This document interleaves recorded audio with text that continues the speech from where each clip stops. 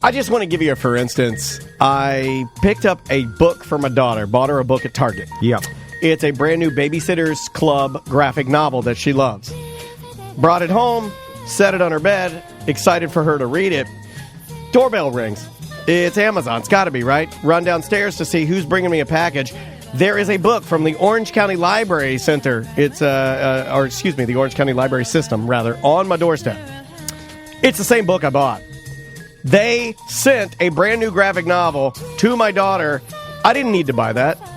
I bought it, though, because I'm, trying to win the love of my daughter. But my point is, the latest and greatest books that you buy, the bestsellers, the new releases, the library has them, and you can get them for free, delivered to your door.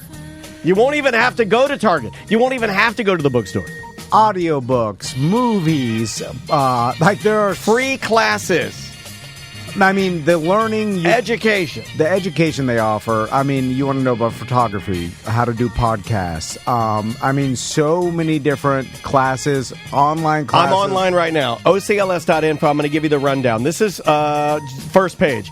We got, you ready? Yeah. We got live fiber arts. Then we go into online technology learning. Then we go into photography and graphic design. Then we have a free business and careers basic tech skills class for seniors. Then we have this one's a virtual room where they're going to show you how to identify different text and draw your own fonts.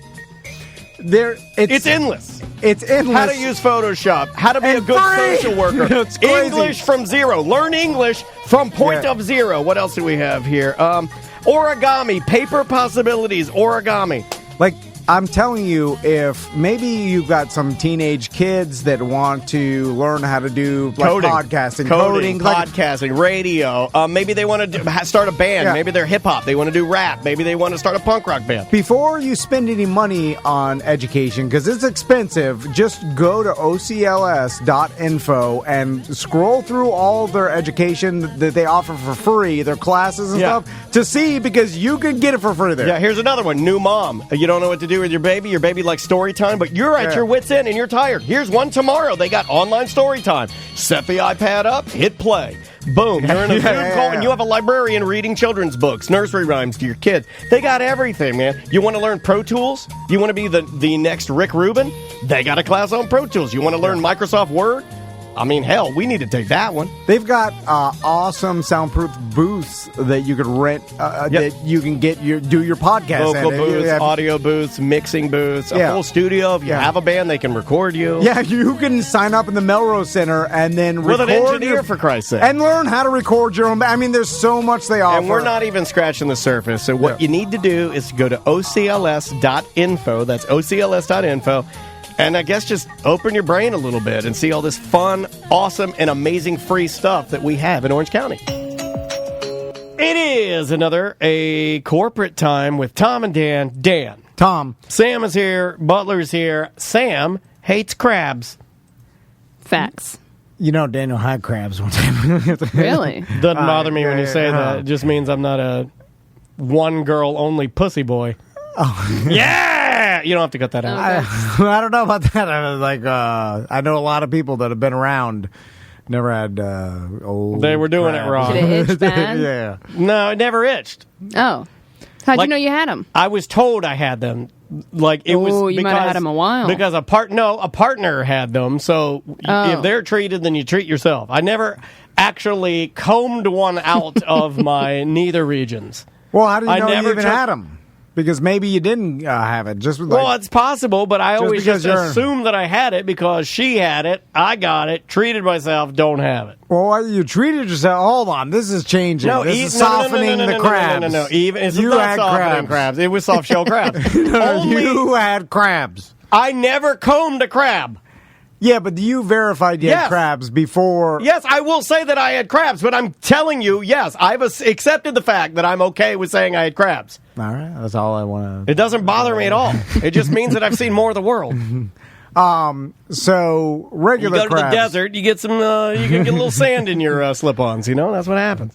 So... regular crabs. By the way, is that what we call them? Regular crabs? Well, sea crabs? I call them eating crabs.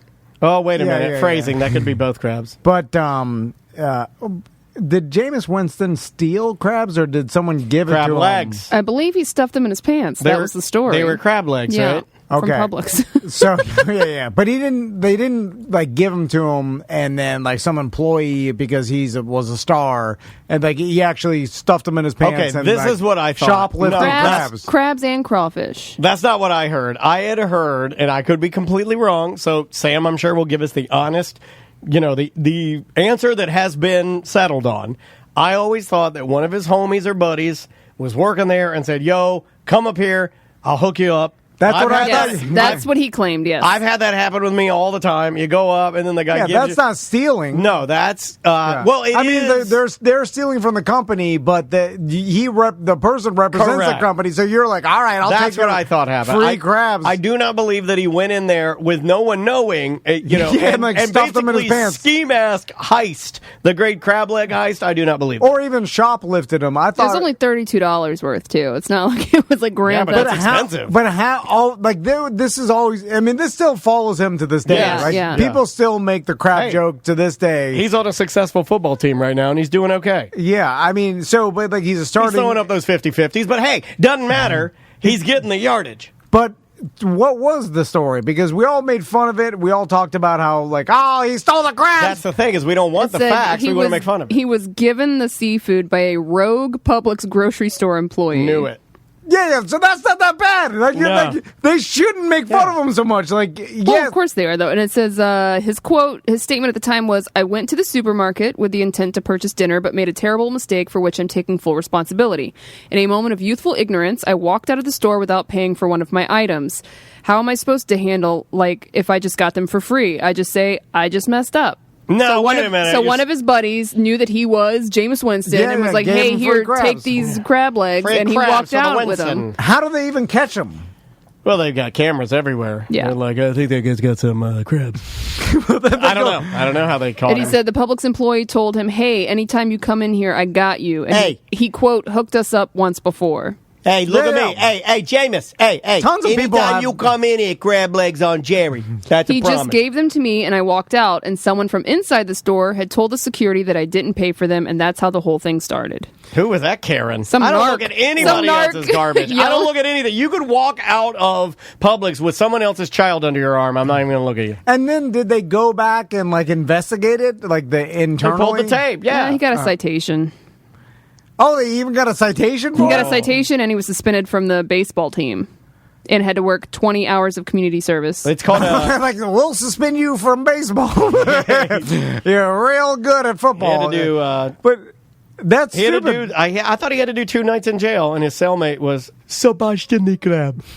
I'm surprised obviously his profile, that's why because they'll never do that to anything else.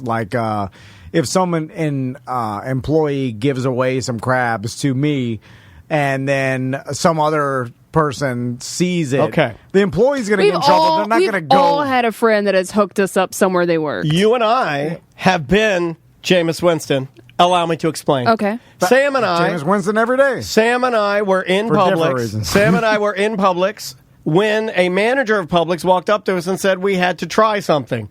He then hands it to us and says, don't scan it. It's yours. Just take it with you. I want you to try these. I'm not going to rat anybody out. But this has happened, and we walk back with it. That is exactly what Jameis Winston did. Am I correct in thinking that some other employee that may not have known about the deal that I had with the other Correct. employee could have Yep. stopped you and I in the parking lot, and then we would have gotten crustacean Don't citations? tase me, bro. Yeah, don't tase me. Hands up, don't shoot. Yeah. Yeah, how did they even give him a criminal citation when the employee for the store gives you something and says you don't have to pay for it? I would argue like that employee representing the store told me I could take this for free. If Publix was cool, bro, they would have taken it up with the employee. Maybe Jameis didn't want. And I'm glad that this is again Tom and Dan kick around old news. We love to take news I know, stories this that is have like already 2015. been. Yeah, I mean, Well, next week we're going to talk about the fall from grace of 1920s Fatty Arbuckle, and we're also. I watched a documentary on that. That's why I keep mentioning it. We're also going to deal. We're going to both feet, guys. Seriously, it's time. Both feet. We're going to handle Monica Lewinsky next week on A Mediocre Time. on the Friday Free Show. We're going to go through the whole thing step by step. Well, I just feel like you got a bad rap in the fact that all these jokes and it's followed him for so many years, and everybody's just like, yeah, he stole crabs or something, but he didn't. Yeah, but nobody wants to look up the thing. The employee gifted him the crabs, and they said, "Hey, you could take these. I got you." And then he just walked out with them. Like, yes, technically. But I would argue if I was his attorney, what kind of attorney did he have? He was like that. I don't know that it went to court. I don't think it went that far. I think he just got a citation. I think that what happened here. I think he got more in trouble with college than actual law. And I think Jameis didn't want this guy. It's his buddy, right? So then you backtrack, right? Don't you? When the guy shouldn't have been giving you crab legs anyway. Yeah. So you're like, you don't want your buddy to lose his job. So you're like, yeah, whatever. Got confused. I messed up. Not a big deal. And it seems like he paid for everything else. Except for the crab That's legs. why I think it's not. It's a wash. It is. It's a little weird that they made it such a big deal. Publix did release a statement effectively refuting Winston's explanation, saying, quote, "We are not in the practice of allowing food to exit our store without payment." BS. I've had that happen multiple times from your employees. When the incident originally occurred with Mr. Winston, we did conduct an internal investigation to ensure that our policies were being adhered to. At the end of the investigation, we were confident that our policies were being executed by the store management team, and that we are not in the practice of giving away merchandise to FSU athletes or any other customers. So they did an internal investigation on some $32 worth of crab legs and crawfish? No, they absolutely did not, and they didn't want to. There was purely a saving face, lying PR release. Well, hold on. Now that's what that reads. I'm questioning, was there the person that gave him the crabs, or did he just say that? Well, he could have just said that. Because if he just said that and just walked out without paying, now you're shoplifting. Right. There's a huge difference. One is I shoplifted. The other is I maybe should have not taken the free crabs that the Publix employee gave me, because knowing that this guy is not I've done that before. Mr. Publix, so the store, the corporation probably is frowning upon this, but who cares? You know what I'm saying? Like, but I'm just, I'm going to take it. But this guy said, go ahead and take it, so I'm going to... Take his word for it. There are times when, and you and I are the kings of this, or we were back in the day. Back in early, I'd say late 2000s, you would go to a client or somebody, and you'd be doing an advertising deal for somebody, let's say. And a lower level employee that still works with the company you're going to be doing advertising for would give you something seemingly pretty grandiose gift, right? And you realize that maybe that employee that's lower level doesn't have the authority to be giving you what they're giving you. Yeah. So there's a level of almost internal guilt, or a system of scales I have inside of me where I can feel that. You can tell if the person saying, sure, pick out any car on the lot, it's yours. If they're saying, you know what I mean? Like, you can gauge if the employee is like just Johnny Seafoodman at Publix and he says, sure, take the crab legs. I'm not sure I would take them, because it would have to come from a manager or somebody of like a varying level of importance. Does that make sense? Maria Bro, Publix Director of Media and Communication Relations, told USA Today Sports that the report from the sheriff's office was consistent with the statement a year ago. She said that Publix employees were asked directly if there was any arrangement with Winston, and, quote, there was no information that would lead us to believe that any of our associates were involved in any way of giving away any product. So she's saying that every employee denied that they So maybe. So he did shoplift the crabs. But now we're back to square one. He's a criminal. Well, is it shoplifting if you leave it in your basket and you pretend to have paid for it? Yes. Or, okay, listen, this is trashy. Like the waters on the bottom. Yeah, I always do that. I put the sodas on there, and I kind of run. I play this game. Some call it Amtrak. We call it the train. We all line up in a single file. Come on, ride that train. No, I'm not going to finish that horrible vulgar rap video. But yeah, you leave the sodas on the bottom, and it's up to them to find them. Yeah, and if they don't say anything, then you just push the card out. Shame on you. Like, I forgot. And then if they say, now, yes, that is stealing. Yes. Technically. It's only stealing if you remember doing it. No, I remember, because I looked down and I'm like, there they are. Should I? Now, this is Don't look down. This is in my poorer days. I don't do it now. Just for the off chance that someone does say, like, hey, you didn't pay for those, and they want to start some sort of issue about it. Like, hey, you were about to shoplift or something. Like, that's way too awkward. Who cares? But when I was poor, I would put the stuff at the bottom and just be like, if they don't notice, I'm walking out of here. Yeah. I like that. Although I would like there's giant corporations, and this may be a trashy thing, but I don't even really like when people steal from Walmart I do not feel and bad stuff. for Like, the corporation. I just don't care. No, I'm I just don't. like, whatever. Like, it is trashy, and you do you, but I don't feel like there's a victim here. I'm like, I don't care. I don't give a damn. I don't feel bad for Walmart. No. It's just like, all right. You stole from Walmart. Like, who cares? It's a drop in the ocean. Yeah. The only time that I ever walked out with anything where I felt significant guilt and I came back and paid for it, and I don't even know how this happened to this day. I walked up to like Publix or CVS or something to get a big pack of AA batteries, and that can be extremely expensive. So when I got the AA batteries, I walked out with the batteries, and I realized I'm holding in my hand like a pack of Energizers. Those are expensive. Like $24 or something for it's like 18 batteries, like $24. And I remember I was like, oh my God, what have you done? And I turned around and I went back and I did the whole embarrassing thing where I'm like, I walked out with this. Did you ever do that as a child? Yes, I did it at Eckerd Drugs right by my mom and dad. And did your parents make you go back? I stole. So no, I stole a candy bar. Now I saw a Now and Later. And my parents found out. My dad said he was going to go back and take it back. He never went back. He ate that thing. Oh, so mad. Yeah. Hershey's king size. Now my dad he rode his bike up there with me, and we both rode our bikes back up there, and he made me walk in and tell the lady that was with a group of boys and that we all had taken a Now and Later. And I returned my Now and Later. Was that 5 cents? Yeah, it was 5 cents or less. It was like right, 3 at cents that or something. time. Yeah, they're like a penny. And he made me say I was sorry, and then he made me tell the lady if there was anything. I still remember this. My dad was emphatic that I needed to tell her if there was anything I needed to do around there. It's like he wanted me to work off my crime. You know, that's an old school thing. It is an old school thing. Like, they don't need any help at the Eckerd Drug. What am I going to do? Like, sweep? Yeah. My mom may not want to hear this, but I never learned or was taught a lesson. Ever. I never remember any lesson, ever. I can't remember an experience. My mom's like, yeah, you need to do this for the right reason. Like, there's none of that. There's nothing. There's nothing. I just did whatever, figured it out. That might be one of the Vanisms that I write down. I'm here now.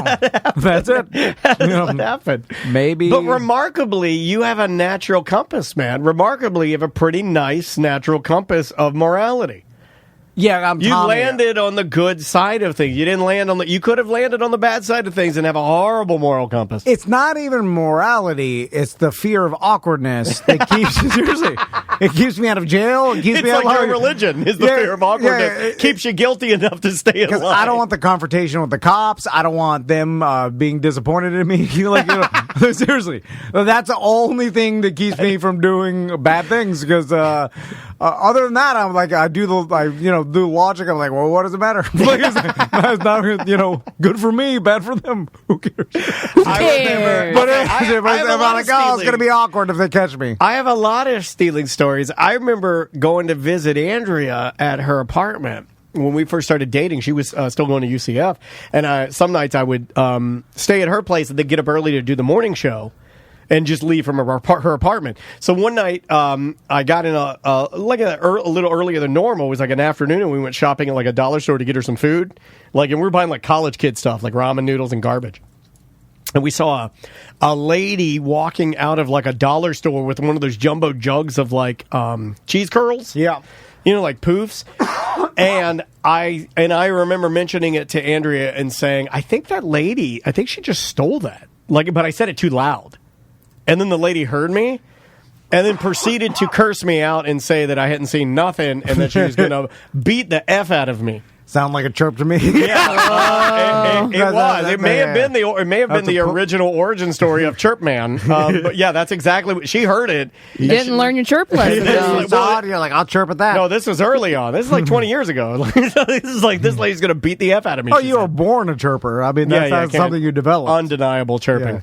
If I see Gotta someone chirp it in the bud. I never like if I saw someone stealing something, I'll mind my Oh, business. hell Like, yeah. Well, no, I wasn't. I don't give a I wasn't at goddamn. all trying to even get involved. I was just more I was than just chirping it softly. up. No, well, to my wife, I wasn't Yeah, yeah. chirping to the lady. I didn't want to get involved. I'm just like, I think she's stealing that. It was just an observation. Yeah, well, the lady heard it. The chirp was loud enough. You didn't text her. No.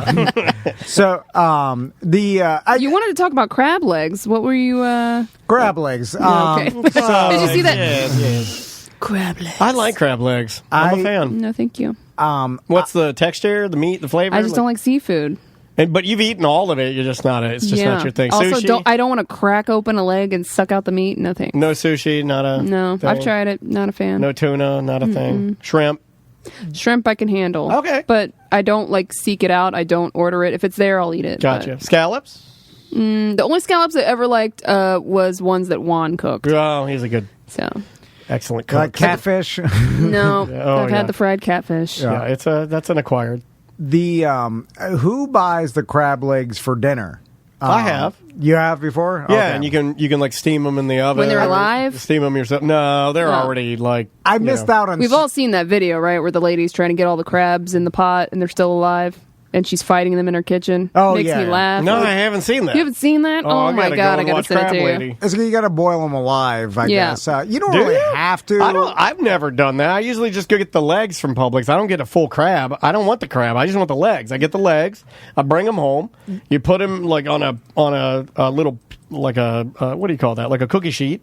Yeah, yeah. And I think you can tent them with foil or something, and it takes next to no time to cook them up a little bit, and then you got some crabs. I mean, like the lobster and the crabs, people cook them alive because it's a fresher, that kind of thing. It just seems like way more of a pain in the ass. And I would question how could you taste the freshness of you buy the crab legs on ice or you boil the live crab? Like no one's gonna be like, this one was boiled, this one was iced. I'm like, no I don't way. know. I don't think- know. I think there is something I to think Juan, stuff maybe? being fresh. Tastes better. You think No, I Ron know, I could, know. or like a Gordon Ramsay or some trained chef? I sent you that video if you want to. But pull it I'm up. saying, cool. you killed one of them with a hammer and then you boiled it, as opposed to you just boiled it alive or whatever. Or like. Well, it's the same thing of a day. certain animals. I think like cows and pigs. Certain ways that they kill them, slaughter them. You have to do it while they're alive, right? So the meat doesn't toughen up. Maybe it's the same kind of thing. I have no idea. Well, the meat in a crab is all goo Until you cook it. Goo? which I never I think knew it's until. goo until you cook it. Oh, I don't know. Like if you break a crab's leg open While while it's he's alive? running down the street, then he's It's just just going to goo. pour his goo out. Oh, you guys are eating solidified goo? Yeah. Oh, you well, guys that's are what gross. eggs are. That's what eggs are, guys. Dude, you know how Eggs are solidified goo, and I've been is. telling you guys this for years, and it's disgusting. Wait a minute, I gotta stop eating eggs. I hate eggs, and I'm waging war against them. I know it's a good form of protein, but it's liquefied goo. But you're eating crab legs. I saw that in I Castaway. didn't say I ever made sense, Sam. There's a scene in Castaway where Tom Hanks Oh my god, your movie references need to be updated. catches a crab and then he's starving and he goes to eat the crab leg and it's just goo because he didn't realize know. you have to I didn't cook know it. till just now. Oh, it when till- I saw him do that, I saw stupid Tom Hanks. He cracked it. I'm like, you idiot FedEx man. You're so stupid. Stick to the packages, Hanks. I missed out a lot on food experiences because Crystal's vegetarian and there's been really Well, you don't have to be vegetarian. Just try the crazy I'm not- stuff. When no, she doesn't try it, just try it. it's a combination of me being lazy and I don't care about myself. So I'm not going to go get crab legs. I like crab legs. But I'm not going to go buy one, them. yeah, I wouldn't do it and either. cook them. Crab legs for one. That's sad. Crab legs for one is sad. And also, I don't go out of my way to cook the meat. Maybe I just don't care enough. You know what I'm saying? So, if me and Crystal both ate meat, I would more of the seafood and the crab legs. Do you think she'll ever change? Maybe because sometimes No. vegetarians, as they get older, they're just like, hey, what is she? What I've been missing? Hot dog city. She can't even eat Impossible meat because It's impossible for her to eat it. it's too real and it makes her throw up. That's how anti-meat. It's not even anti-meat. It's just the idea of it That's not her thing. makes her disgusted. So I think she's too far gone. She's never going back now. Welcome to A Corporate Time with Tom and Dan. I'm Tom. I am Dan. Samantha's here. Butler's here. Shout out to Top Shelf Aquatics, who are our aquatic partners who keep our fish tank looking. I was going to say the T word for breasts, but I'm not going to say it. And it looks great. And thank you guys. If you've never checked out our live feed, which you can also see our fish tank on, just go to Twitch, twitch.tv/Tom and Dan Live, and all replays on YouTube. Tom and Dan Live. Chris Crespo is here from Cinema Crespediso podcast, president of PFT Media. Is that correct? Co-president. Co-president. Yes. Vice president, depending on how much responsibility I want to take on the day. Luxurious hairman. Yeah. Man, your hair is amazing. It's amazing. Hey, I appreciate it. I like the shirt, the shorts, the flip-flops, the hair, the glasses. He's got a look. I'm going for the vibe I've been going for this year has been CIA agent embedded in Central America country for too long. I like that. I'm getting a Far Cry, Save the Caribbean Nation vibe going on. Sort of like that, yeah. You've embedded yourself into the maybe you're a babysitter of the Emperor's son. Right? Yeah. And you're a confidant and a companion, a video game Twitchman, if you will, and with the Emperor's son. But the Emperor's a nasty guy, and you also are going to kill the Emperor, right? That's the plan. But the dichotomy, the weird thing here is that you have a relationship, you have friendship, a deep-rooted friendship, almost a father figure to this son because his dad is so terrible. But the son doesn't realize that you have to kill his father. This is crazy in your brain. That sounds like a 007 plot. It might be. I don't know. Which works for me. I've been watching things. I've been playing a lot of video games. I'm fresh. So now you're plot popping over here. Yeah, I am plot popping. That's awesome. What about Costa Rican alcoholic detective? Yes. Just Costa Rican alcoholic. Because we got a lot of expats that go over there, right? And they just live out their day. And the detective part sounds like work, honestly. And that's happening right now. Like, we have a lot of friends. What crimes are really happening? Come on, chill over there. You know what I admire? This is completely unrelated to anything, but you know what I admire and I think is cool, and I follow him on Instagram, is Buckethead, who used to be here on Real Radio. He's in Atlanta now, killing it. He does another show, and he goes by his real name, Jason. Well, his producer, Nate, he and his wife like visiting Mexico so much that, like, I think a month ago they were like, we're moving to Mexico, and his job's remote, her job's remote, and he's like, we're moving. So they pack everything, dogs included, and they just rent an Airbnb or whatever, and they're living in Mexico. And every time you see him, he's like, Saturday night we wanted Greek food, found Greek food in Mexico, and then they're just living in Mexico. I think it's cool. That sounds like a better life. It's cool. Yeah. Well, I'm telling you, it makes logical sense to me that if you can work remotely, then you will eventually be like, well, why am I here? Right. Like, you know, I'm like, right. I want to go work anywhere in the world. Or you could just sell everything and just live in Airbnbs for a couple months at a time and in the best, awesome. coolest places in the world because you're working on the internet. All you need is internet connection, right? Cruise ships have Wi-Fi. I'll cruise around the world and work my crappy office job. Less likely to get Tony burned does out. right now. Yeah, Tony does. He's on a cruise right now. He really is. Although I will say that if he is on a cruise, I don't want him to be so relaxed that he half-assed reads our emails.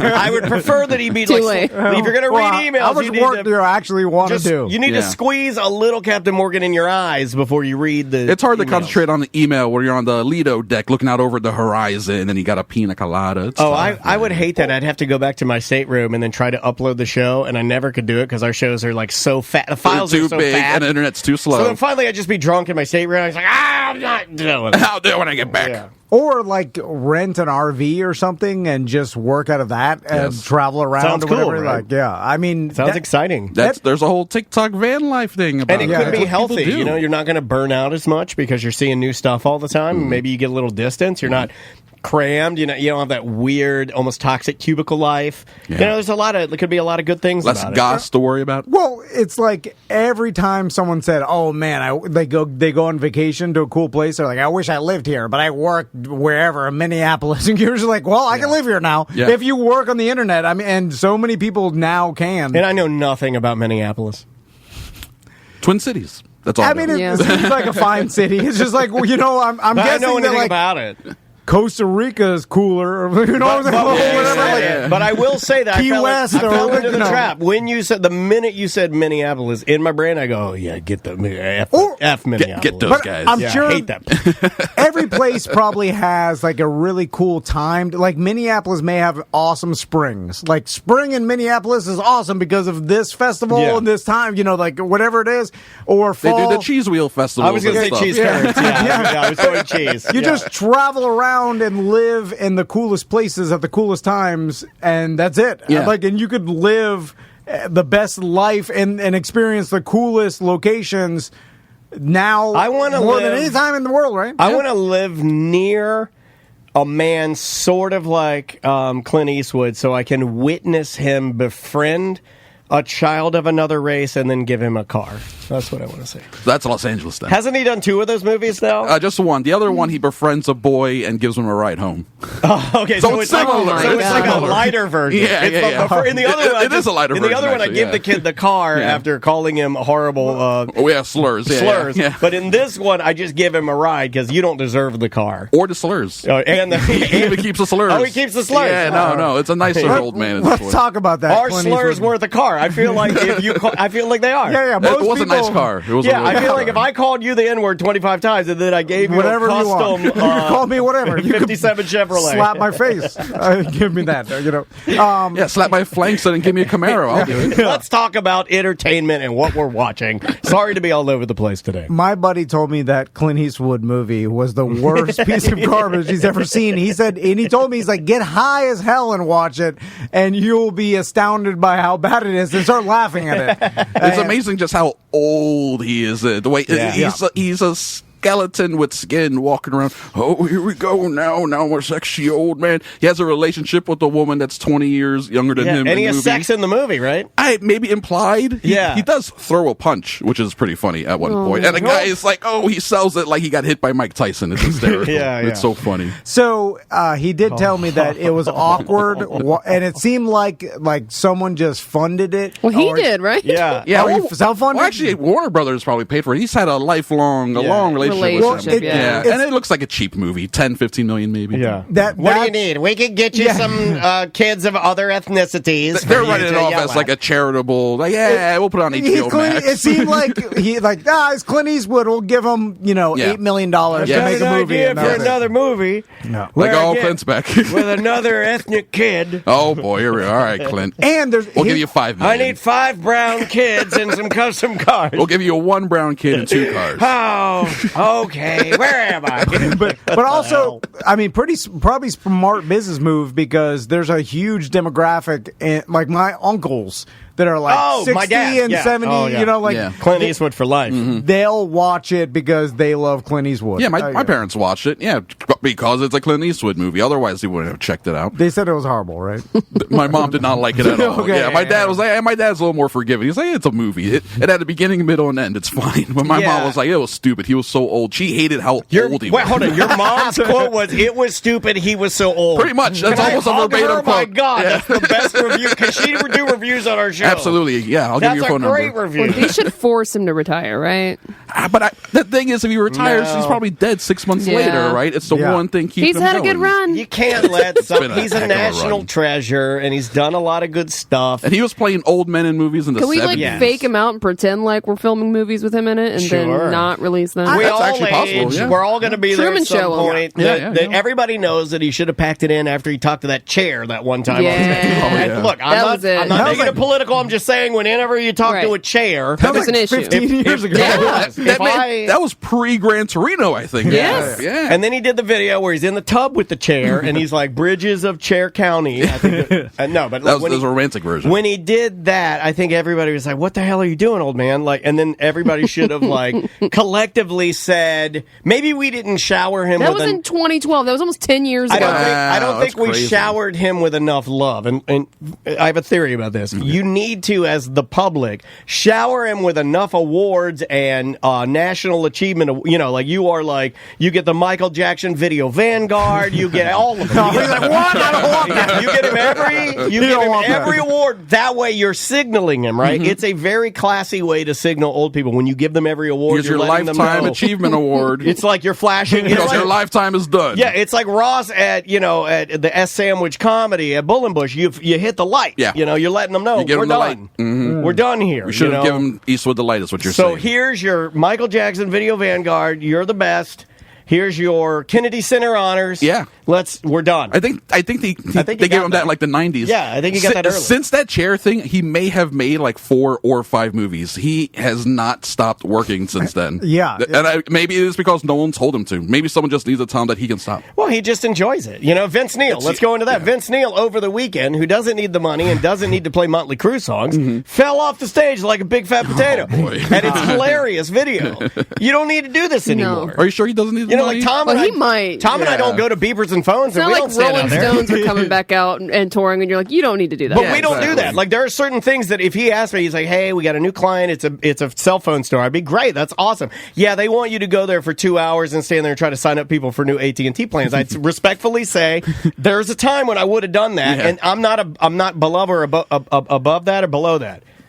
I'm above it. I'm not. I just I don't want to. I don't. There's a price though. You do it. I for don't a price. want to do it. I don't want to do it. I'm not going to do it. I'd do it for $800. An hour? For the 2 hours. You know what's funny? Okay. I $400 an too hour. would do Okay. it for That's $800, reasonable. But then I'd follow you to hell. So I don't know where we are. Because that seems like I'll be like, all right, I'll drive out. Where is it? I can stay there. Hold on. Lakeland. Lakeland. That's fine. Oh, Do they cover your gas too? No. No. Actually, shout out to the only promotions department manager we ever had that got us paid and got us compensated for money is Angel's girlfriend, Bobby. She's the only person that ever... Or for extra distance. Yeah, she would get us paid. Shout out to her. She would get us paid. Like, if we had to go out of our normal area, she'd get us, paid time and a half plus the gas. Nice. Dope. So, Chris, let's talk movies. What is the new movie everybody's excited about that since the last time we talked to you that has been released that is hitting Shape end of of Water. the year that everybody wants to see? Man, there's a handful. Bond came out a couple weeks ago, and that's doing pretty well, especially overseas. In the UK, they've come out for it real hardcore because Bond plays in the UK like Avengers movies play here in America. And it's a good movie. It's really good. I really, really enjoyed it. It plays great on the I'm glad that they held it and they didn't sell it to a streaming service. They were trying to sell it for $600 million, and the only people who were even barely interested was Amazon and I think Apple. But they balked because the most expensive movies are like $200 million being sold to streaming. 600 is crazy. That's a crazy amount of money. But now Amazon owns, or they're in the process of buying MGM, which means they're going to own all of the Bond movies anyway now. So let's see what future the next Bond movie may be. Straight Where to are we Amazon at Prime. with new Bond? Because I know that every time we have to decide, Yes. and I use It's that time. I use that loosely. We decide nothing, but the court of public opinion usually weighs in and usually says that it's time for an update. Yes. It's time for maybe a brown Bond. It's time for maybe we got a gay Bond, Lady Who Bond knows? or something. Lady Bond.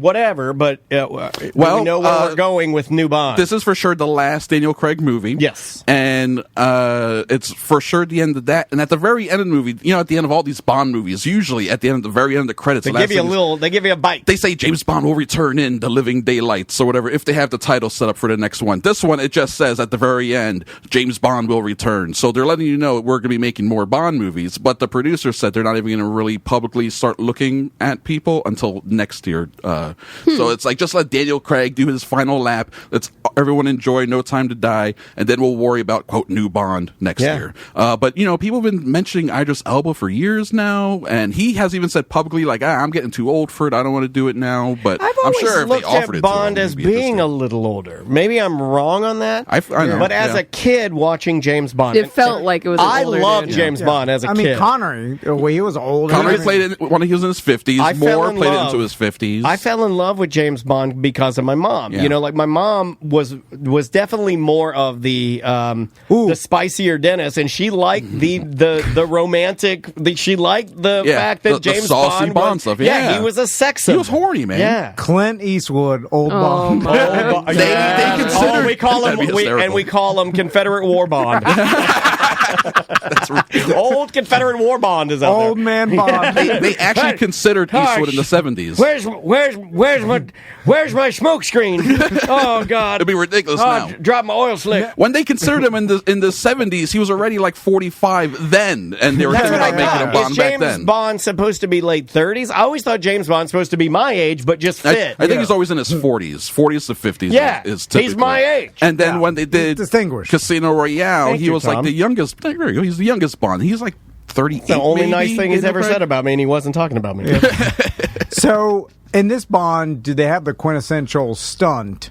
Or like, Speedboat goes over the bridge. well, in Or all the- Bond movies, like they've been famous for They're- always having some sort of stunt. They're action crazy. This one Usually has in the plenty of big beginning. action scenes. Usually in the beginning there'd be Some something because at parkour. the end he Yeah. gets away and he goes, "Gag it, boom, gag it, boom." Yes. Some huge. Gag it, yeah. boom. And then it kicks into the theme song. Ding. So do they?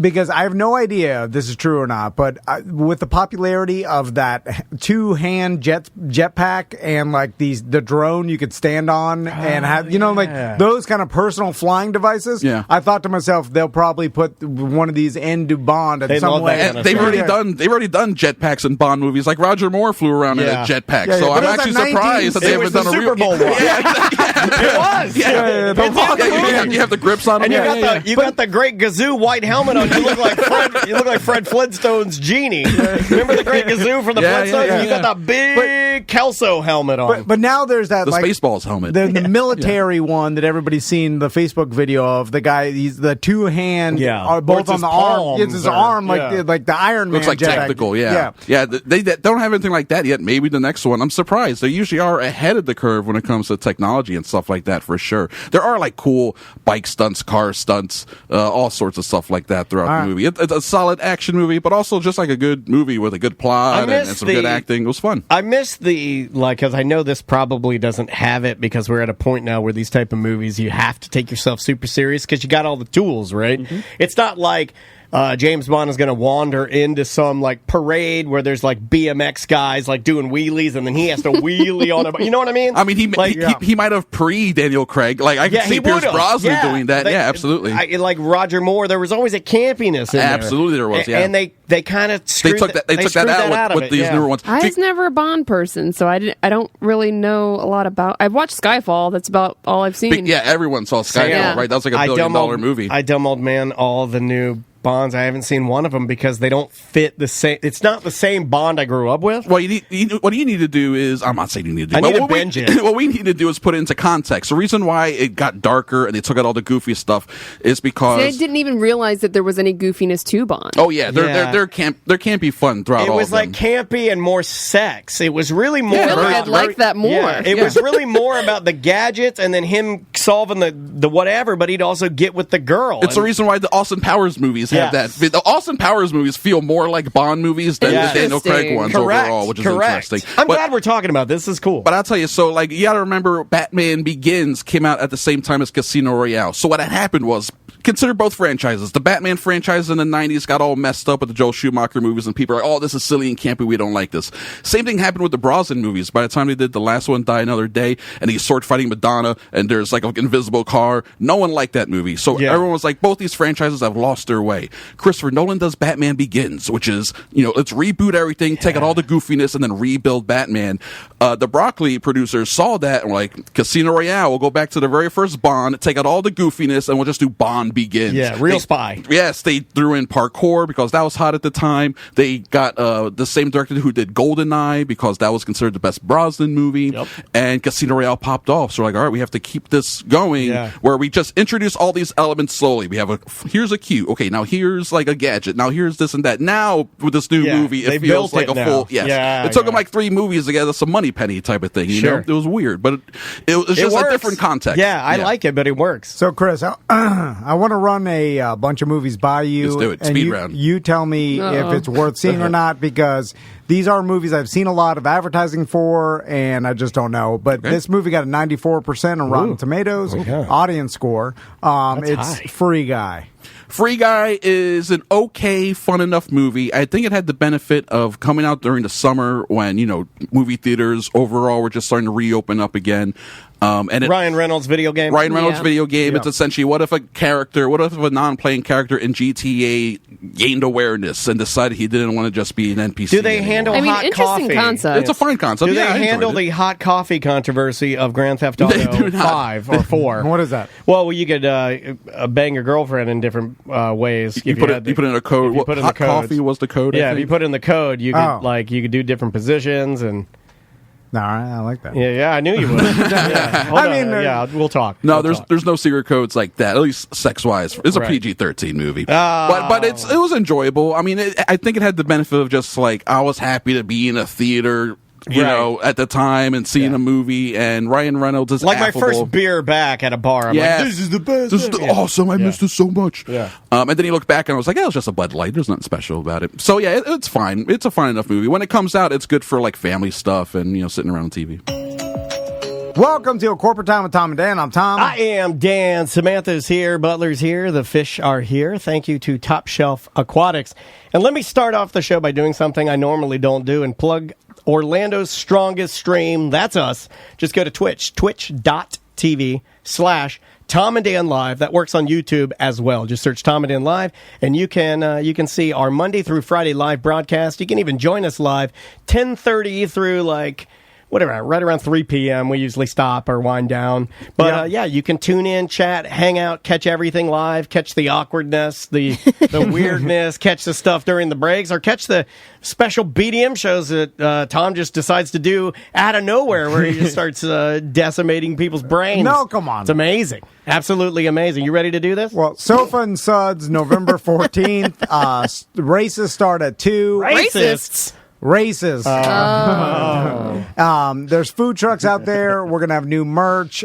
Angel is going to be up on stage DJing with us the entire time. So we got a pro DJ this year.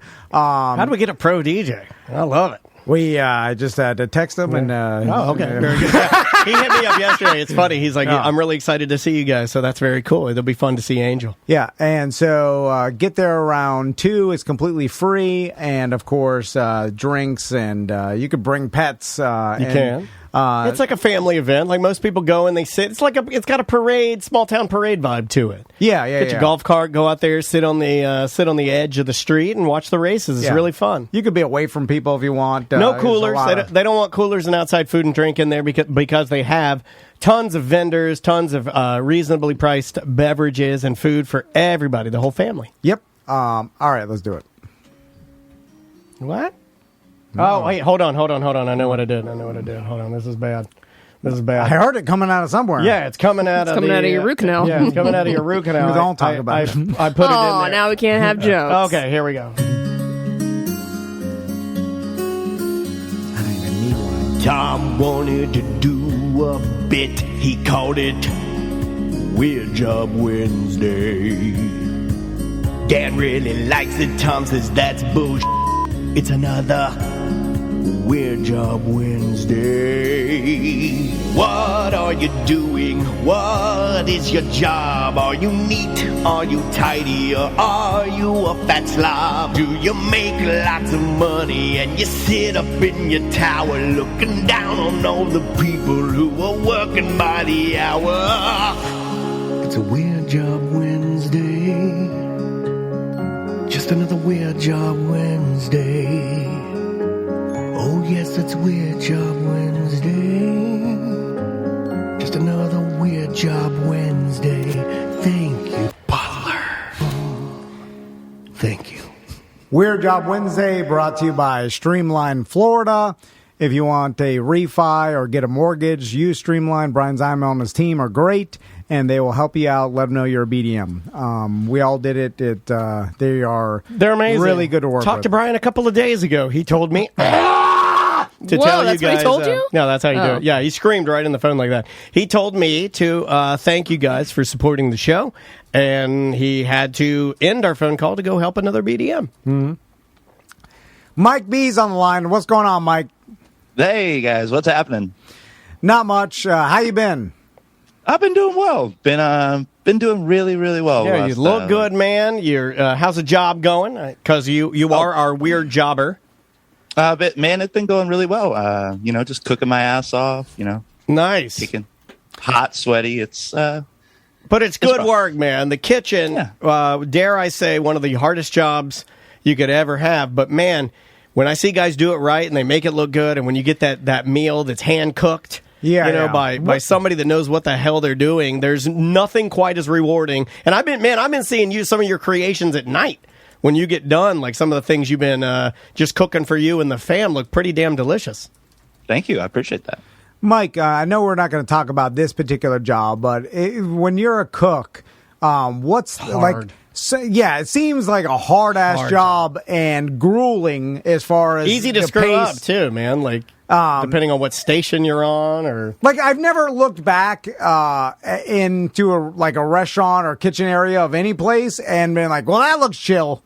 No, it's always frantic, high stress, high anxiety. I will say, it's also hot. I get hot. sucked into the open kitchens, the old Ravenous location. You could sit at this little bar that was right in front of the kitchen, and I would go up there by myself and just get a couple drinks and just sit and watch them. Like, I'd watch a girl cut, like, celery for 2 hours. But perfect celery, like, everything, like, perfectly meticulous. Prep work is a thing. It's just brutal, man. Brutal. Also, a lot of other jobs, and this isn't talked about that much, but even in, like, retail and other stuff, like, there's always places to hide. It's for like at least a couple minutes. Not in the kitchen there, ain't Yeah, no, exactly. Like you better get the hell out of the way in the kitchen. When I was doing night stalking and stuff like that, there's constant breaks and just sitting down doing nothing for 10 minutes straight, or it's like, and then you worked hard, but there's a lot of breaks and hiding and whatever. And I try to hide in here, but I can't. It's too small. When you work in a kitchen, I mean, besides like you take out the trash or smoke a couple cigarettes, but that you can't hide and do nothing when you work in a kitchen. Anyway, my point being, what's the best part about working in a kitchen? Walk-up freezer. So, I mean, in some restaurants, it's like you get free food. Like the particular restaurant I work at right now, they're pretty cool with us. They just tell us at night, like, hey, if you want to make a burger or something, make a burger. Like, we don't want you to go hungry or anything. So yeah, but how many Big Macs could you eat? Well, I mean, I'm not eating Big Macs. He's spicy today, man. I'm telling you. He's coming for your job, bro. Making fun of him. Yeah. Don't like jokes anymore. Did you I made a joke. You told me to shut up. I'm not sure if you've ever heard of his alter ego. Von Tan. Von Tan is here, everybody, and he's a mean man. Von Tan, the mean man. I don't even think he went and got one. I think Theo Von's going to sue him for that name. Just making a joke. I'm sorry. Go ahead, Mike. But no, like, one, I think you just really actually have to like cooking. And even though I've been in the industry, I think 18 years this year, and I've gone through waves where it's just like I don't like cooking. You grow really tired of it, and I think that's all where you're at mostly. And that's when you decide, like, you got to change kitchens. I mean, I've worked in 12 different kitchens over my cooking career, and I'm at a really good one right now. So it's easy to enjoy what you do. And like the management plays into that. Like, if you have management, you could have the best work environment ever, but if the management is then We are on ACT, Mike B. Oh, sorry. No, you're good. You're good.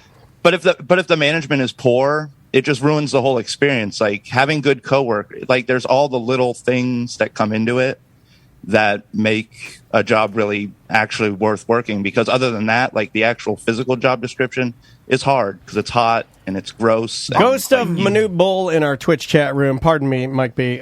He says, and I believe he was a larger man at this time, he said, when I worked at Taco Bell / TCBY Treats, I would go into the walk-in freezer and eat 32-ounce cups of full crumbled Oreos and gummy worms. That sounds amazing. Wow, man. Not for your feet. Well, yeah, that's bad for the food addiction, right? Yeah, if you know your kitchen, you know what's in the walk-in or whatever to snack on, Sometimes there's, like, fresh pork that they just made. Yeah. Boop. Are there foods that are more fun to cook than others? Yeah, like we have a triggerfish dish at my job right now that I just really like making. Yeah. Because the process of making it is enjoyable. That's not a silly question, Tom. In fact, I'm insulted you left with that because there are certain things that I just really enjoy cooking, and there's certain things that I don't enjoy cooking. Do you not cook? You know what I don't like cooking? Shrimp. Doesn't take long enough. Too fast. No, all I'm saying is like you worked at 11 different restaurants. Yeah, like, but now he's at a place where it's like you're doing some scratch stuff. You're having to really hands on it. Yeah, you're doing a lot more than like putting together ingredients like I know Tijuana Flats. Right. No offense, but they have a map and they follow the map. What he's doing is like he got to come in and you got to start busting out all the salad dressing. Yeah. Bust out all the sauces. Bust out all you got a lot of prep. So the more actual culinary practices involved, probably the better for any cook. Right? You're learning at this particular job, right? Yeah, I've done this kind of stuff before working in scratch kitchens, but they do it to just a really high level here. And it's been a lot of learning. Like Tijuana Flats was super easy, but it was also boring. It was just super boring. So it wasn't enjoyable. Yeah, I got you. This one you get to learn. Maybe the cooking techniques are a little bit different, or maybe you're adding some ingredients that maybe are like, what I like cooking with? Really rare ingredients and stuff that's expensive, like real vanilla and, scraping Madagascar vanilla and crap like that. But what about all the cool rock and roll graffiti inside? I mean, that has to add to it. Yeah, right? like a lady with a ray gun telling me to rock out with my guac out. I'm like, hold on a second. Or Warwick Dunn standing next to two sweeties. Oh, my God. At the Tampa Tijuana Flats. A faded picture of George W. Bush. Well, the worst thing about it is, as a cook, you don't even get to enjoy any of that because you're in the back. Yeah. They don't have any graffiti in the back? No, it's all white walls. Oh, you need a couple of ray guns and a rock out with a walk out it's back graffiti in the front, business in the back. You need that surfing girl. I see the surfing girl on there. She's got like the rash guard. If the graffiti guy's already there, or girl, have them do something in the back. Why not? No fun in the back. That's all business. You can't distract them from cooking. Here's a Tijuana Flats fun fact that I'm not sure you guys know. They have systematically fed more tacos to military snipers than any other restaurant. All right, Mike. So that's not the job you wanted to talk about. What is the job you wanted to talk about? So although I've been a cook like most of my life, I've almost always had like a second job, which was anything from pushing timeshare condos. I've worked at a bed store. The bed store. I've done a lot of other stuff, but I did spend one season working at a Halloween City. Yes, Halloween City. Stuff. Oh my God, were you the mayor of Halloween City? It's like knockoff Spirit. So you could have said it was, but it would. Dude, this job was amazing for a 23-year-old alcoholic burnout. Yeah, you come in drunk. So what? So it's seasonal job, obviously, and they hire just an army of young alcoholic burnouts. And what do you have to do? Like they just put a bunch of Chinese garbage. What's the hiring process? And a burnout marshals. The hiring process was my friend saying, "Hey, you're still unemployed, right? You want a job? All right. Cool. Come out to Merritt Island, and I got a job for you." So, what's the training process of Halloween City? It's like, hey, do you know how to put things on a little rack? Bang, you just passed training. So, were you in charge of setting up the displays at all? Yes. Any creativity there, or do they tell you exactly how to set everything up? Not enough webs. So they basically, once we got like all the racks set up and all the inventory put out, they were like, okay, cool. Now let's just take this.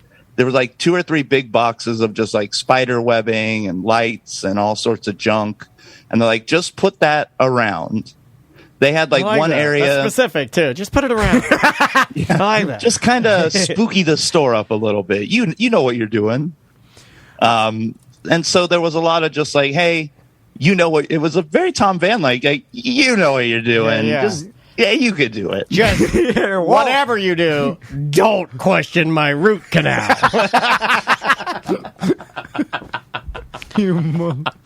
I'm still on the fence about whether he went or not. Oh, come on. So, Mike, what year is this? This was, let's see, probably 2007, 2006. Those were good years. Good years. Those are great years. Yeah, my husband 2007. In general, Love you, Travis. Like we've seen more and more Spirit Halloweens pop up, right? And it's kind of it's correlated to. They're owned by Party City, is that right? I'm not sure. Are they? No, I looked it up the other day, and it was like It would make more sense that Halloween City is owned by Party City. I feel like a lot of them are Spencer's kind owns of it. just like franchisee sort of deals. Like they make you kind of handle everything on your own. I think I'd You be just kind of more rent a name. willing to go Oh. in there if they called it Spencer's Halloween Store. Well, yeah, you're right. They use the brand, right? I maybe that's old though. Maybe I gotta always. You know what sucks is now when I say things, I have to go like, "Wait a minute, you're old," and I have to quantify Yes, things. yeah. Because Spencer's means something to me. I don't think Spencer's means anything to. If you're 15, 16, 17, 18, I don't think you know what Spencer's is. you're right. I think you're wrong. Do you think? Yeah, because young kids don't know. Like Lisa from Fort Airwalk Podcast works there. Oh, yeah, she and does. Sam C's the wife youth does. is there. Yeah, The she's youth been there is 40 years, right? Sam C's wife's worked at Spencer's Gifts for like 35 years. Yeah.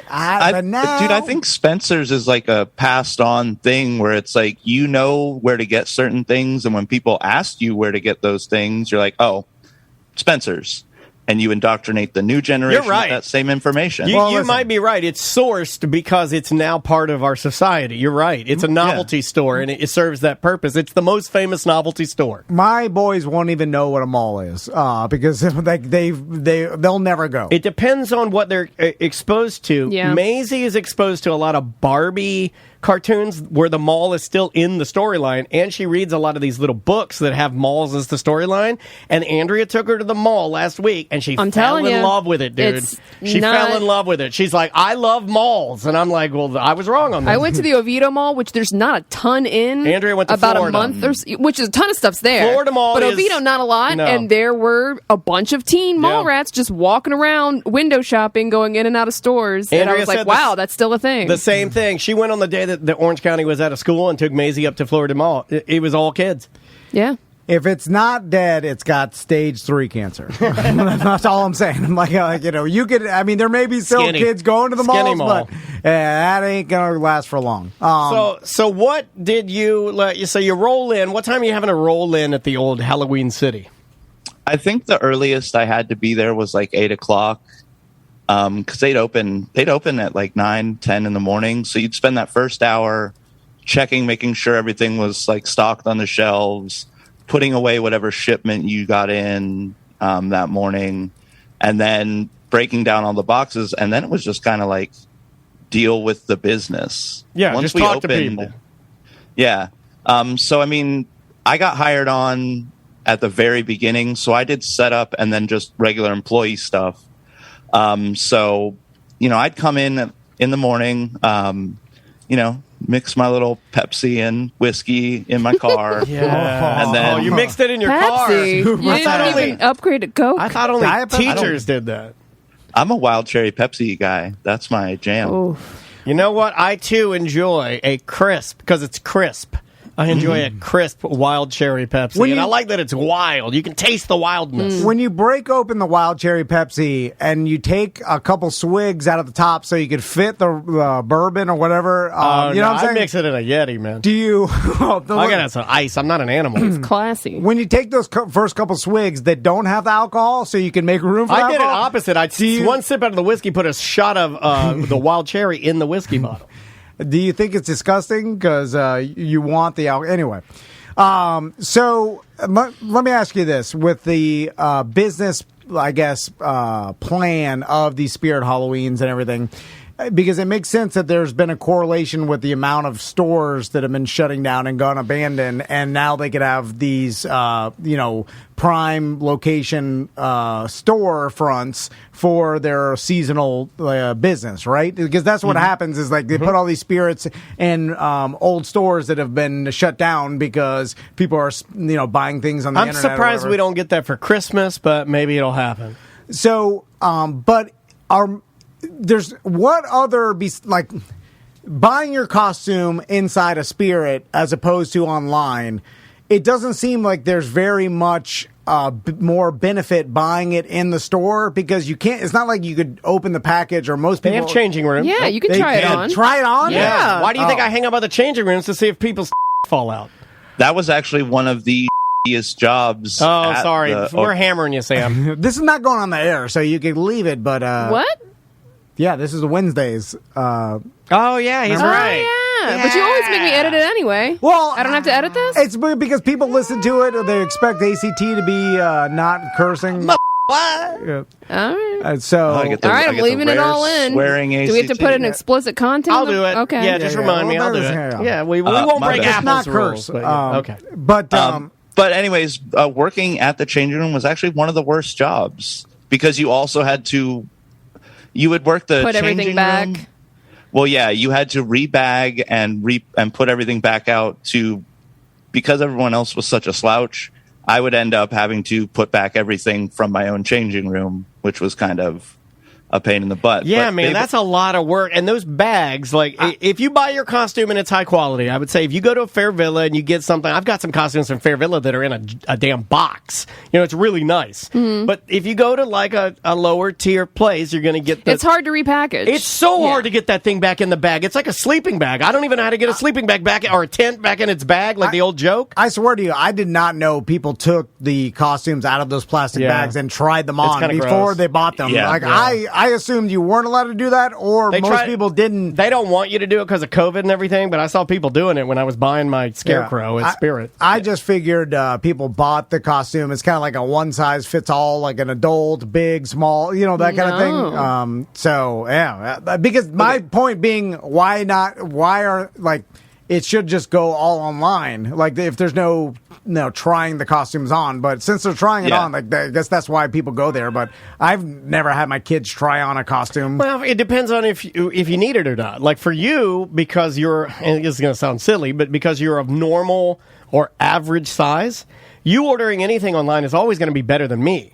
If I order any costume online, because of my height, it's not just not going to work. So like me being able to see things in person is definitely more beneficial. That's why I don't subscribe to any of these. I've tried it before, but like Trunk Club or any of these like clothing things where you can like try and get, because my wardrobe is trash, right? And my underwear's falling off my body. There's a poo-poo stains all in it. It's disgusting. But I don't buy any clothing because it's too hard to shop for a half man. Well, don't you give those companies your measurements? You do, that's but all like they still have. the links. The link they don't carry the links because I'm deformed. Yeah. Well, that's just I'm hideously deformed, Tom. That's God's fault. So the harder thing about it was though that they had all these rules about the changing rooms, like you could only try on one costume at a time. For some reason, there was no there was like no photography allowed. Well, yeah, because I'm changing in a changing room. I like for some reason I'm perplexed. I like that. I like the confusion. They didn't mean like me. They meant like the people trying on costumes weren't supposed to take pictures of them. But I'm like, how am I supposed to enforce that? Like everyone's behind a curtain.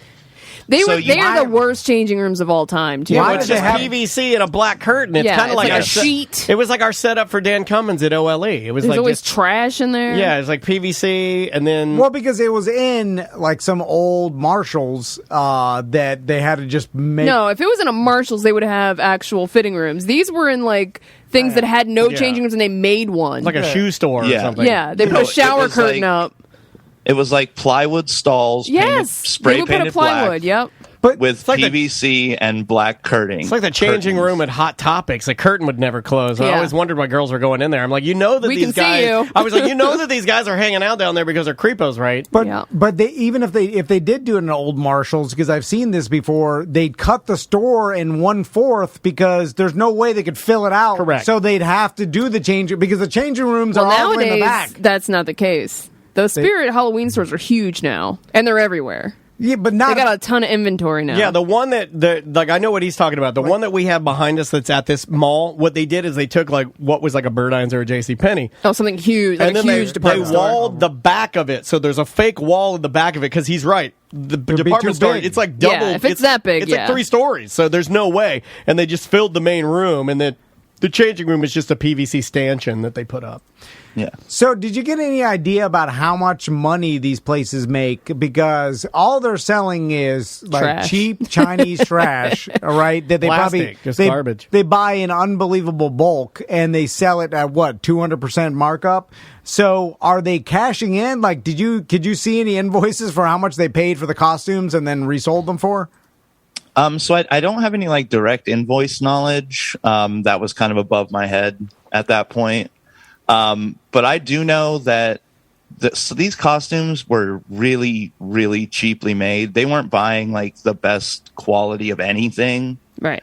So it was, they had to be paying like just a couple bucks for these costumes, but they were charging anywhere from like $40 to $80, depending on how complete these costumes were.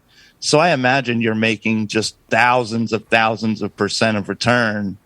And there was also like a super strict and super held to no return policy. Yeah. The moment you got out of that store, you're done. But you know what's very odd to me with these type of stores? Like, yeah, I mean, most of the stuff that they are selling, there is absolutely no returns and there's no recourse, right? Like once you've bought it, you bought it. That's yours. Yeah. Yeah. Well, they have to do it that way because people will straight up wear the Halloween costume and then return it after. Well, they also have gone to, they'll do that. One of the things I've noticed too, and I don't know if this is just what you do when you want to get the quick dollar or what you do when you think things are on the decline, or if it's just a great way to get extra money on the back end. They've adopted the Blockbuster model, and so is Joann Fabrics and Michaels and these craft stores. They've adopted the Blockbuster model of when you go, and Old Navy does it too. When you get to the registers, you're about to leave, you have to go through a maze of prizes and candy. Yep.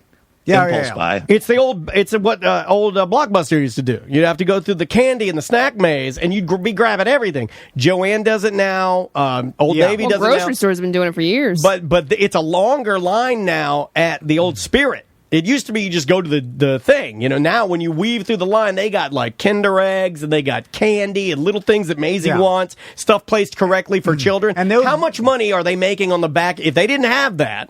Let's say they didn't have that little butt funnel. Yeah. What do they make? Is that propping up the whole company? That's I bet it's a ton of money, dude. Yeah, because they're buying that spider ring for less than a penny, and they're selling it for 50 cents. So, your 500% markup on all those tiny garbage things. And I bet you they don't even make that much on those gigantic, like, animatronic. That's what I'm thinking. I think they make their money on this butt funnel that they've made of candy. Yeah, because the animatronic things, they'll probably make, $20 on that. Well, my animatronic's good. Like, it's a good product. I like it. But they use that to attract the people in the store to buy the 1 penny garbage, and they make a 500 tiny fireworks. It's a tiny fireworks thing that we learned from Craig from Pyro Spot. The cheapest garbage they make the most. Well, I don't know about Halloween City, but Spirit Halloween now is getting all the trademark stuff. So they have Disney stuff now. They have Beetlejuice, like licensed stuff. Oh, you're right. Yeah, so they're actually getting good quality licensed material. Yeah, now. Spirit has it's the first time I think I've seen one that's Mario, not Cartoon Plumber. Right. Yeah. They got the real.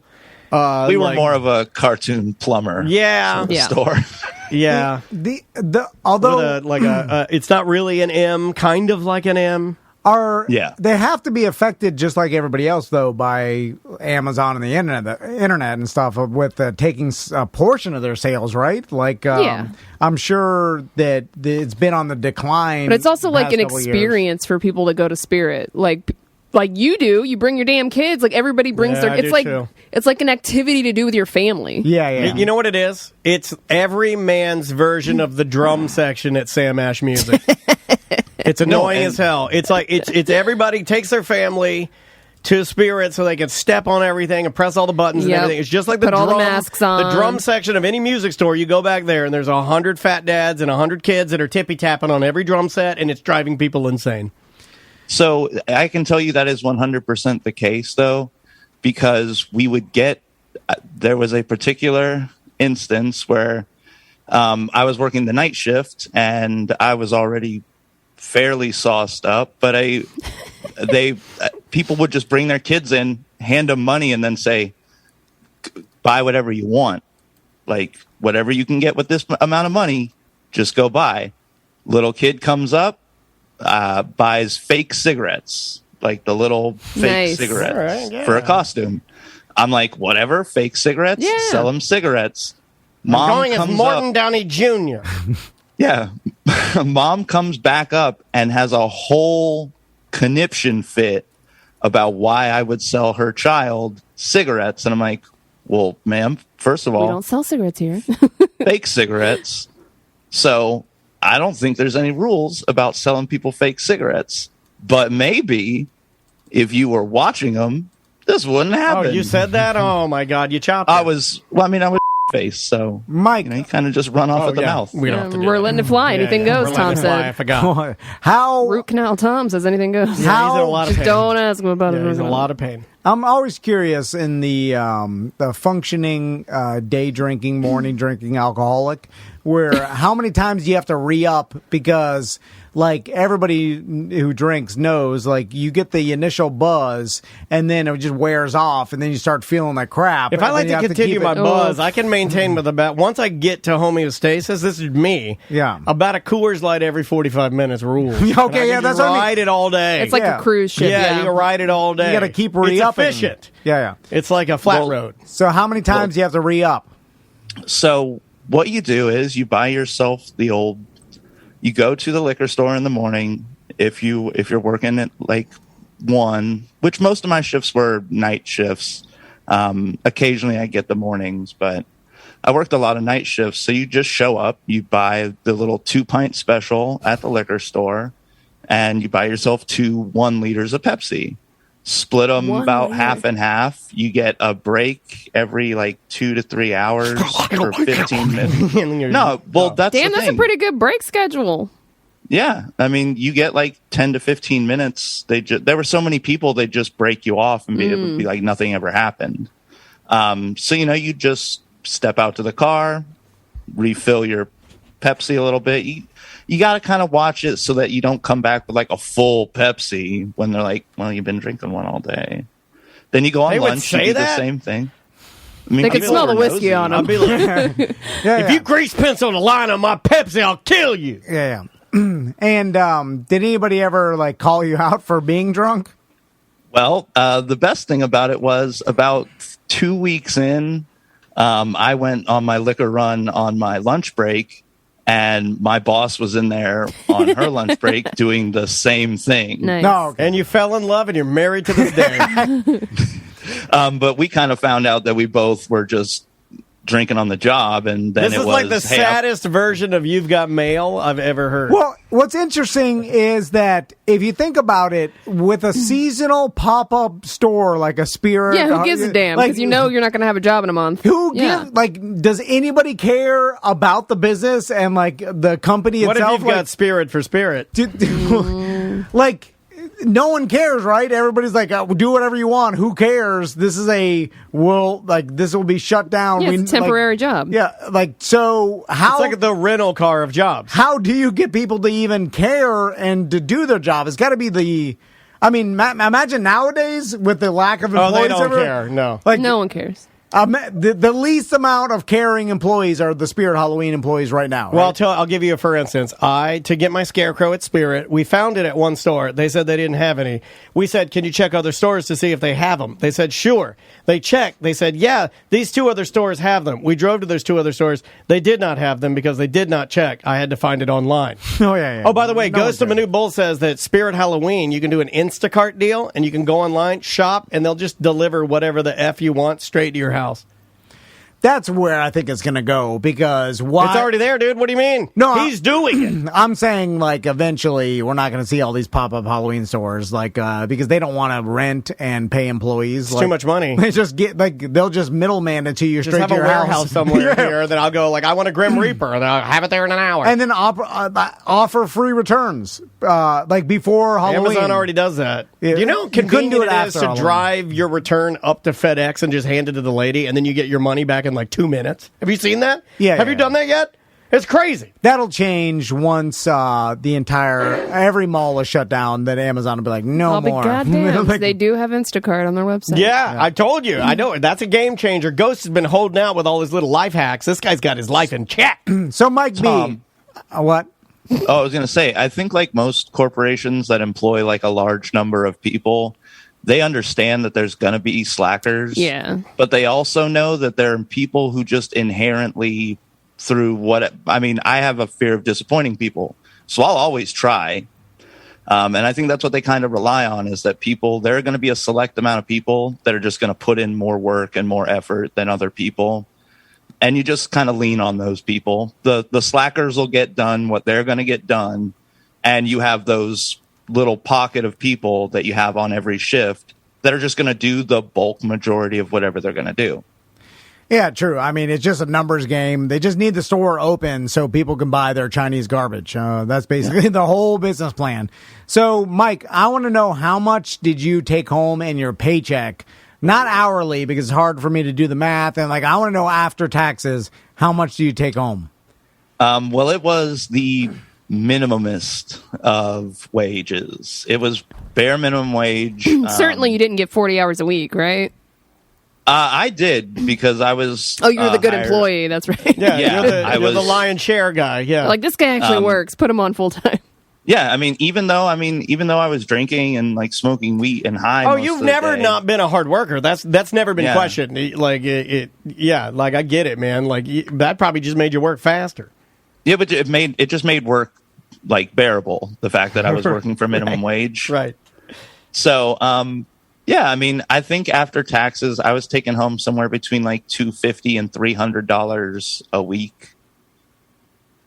That's rough. Rough. That's hard. That's a lot of work. Like 1 week of 40 hours, and your paycheck's like $278. You're like, God that's damn. Hard. That's hard. Yeah. That's hard. Hard to live off that. Although, And even though it was 10, 12 years ago, like it was not like, it was still, I was living with my parents. That's the only way that it actually worked still. Because most of that money went to like, I'd give a little bit to my parents and then I'd just drink the rest of it away. Yeah. Isn't that what the guy does, the main character in Squid Game? You know, a little money to his mom, and he drinks the rest. All he wants is a dirty teddy bear for his daughter. I'd kill for a Squid Game right now. Would you do Squid Game right now if you could? Would you enter? Yeah. I mean, I'd have to like tell my wife, like, I'm sorry, I'm really going to try. But at the end, I mean, if it doesn't go so well, I don't think you know what? I would never enter. There is super sad, Mike. Why'd you take a turn? He listened to the show this morning. I told my wife, and I feel like my wife, it disappointed her a little bit, Mike. I told my wife that there's no amount of money that I could have us in the hole as a family, even that's going to mess up their lives. No amount of money. It could be $5 billion I'm in debt, and I would never kill myself. I'm just not going to. I'm going to ride it out. Let's see what happens with this $5 billion in debt. Let's see where it goes. I mean, there's no debtor's prison. Yeah, what are you going to do? I mean, there are people, they boil your feet and try to. Ross sent me that story. That's what I was going to say, Tom. Weren't you already in like kind of a betting Squid Game back when you were betting all those money with the red shoes? He's an old squid. This guy, Squid Walls. Here's squid the betting. thing about bookies that nobody talks. They never kill you. No. Then they never get paid. They'll never get paid. Yes. They'll rough you up, intimidate you for a while. You'll eventually, then they write it off because there's a pain in the ass following you around. So there's like, it. No, I want the bookie. I want the committed bookie who beats you up every Tuesday at 6:00 until you pay it forever, like for the rest of your life. They're all. You know what? I got a question about this. I know we got to get out of here, but why do they always beat you up in the bathroom? You ever notice that? Trap. There's only one in. There's only one you're right. entrance Truth. exit. You're right. By the way, And no windows to crawl out of. that's Thank more you, of Mike. a mob thing. That really doesn't happen. Most regular bookies, like illegal bookies. I went with you one time. He was really nerdy, man. First, they're friends. Like, someone's got to vouch for you to even start doing bets with them, and they'll start your limit super low, and to make sure you start paying. As soon as you don't pay, they just move on and cancel your account. You're done. It's not worth it for them to go. And they'll just pass that along to other people when you try to get another bookie. Yeah. The reputation will follow you and you're done. And then they'll stop letting your buddy that vouch for you. It hurts his rep too. Yeah. So he'll probably pay your debt just so he can continue to bet with you. It's all a facade. It's all about relationships. It has nothing to do with murder, typically. That's in the movies where they beat you up. And we created the mob via movies and books, right? Yeah. Or the modern day version. Bookies don't really. And now it's FanDuel. Did you hear they're just now they're opening it up in Florida with the tribes. Although if someone said like, aren't you excited? I'm like, what's the difference between that and me just betting offshore?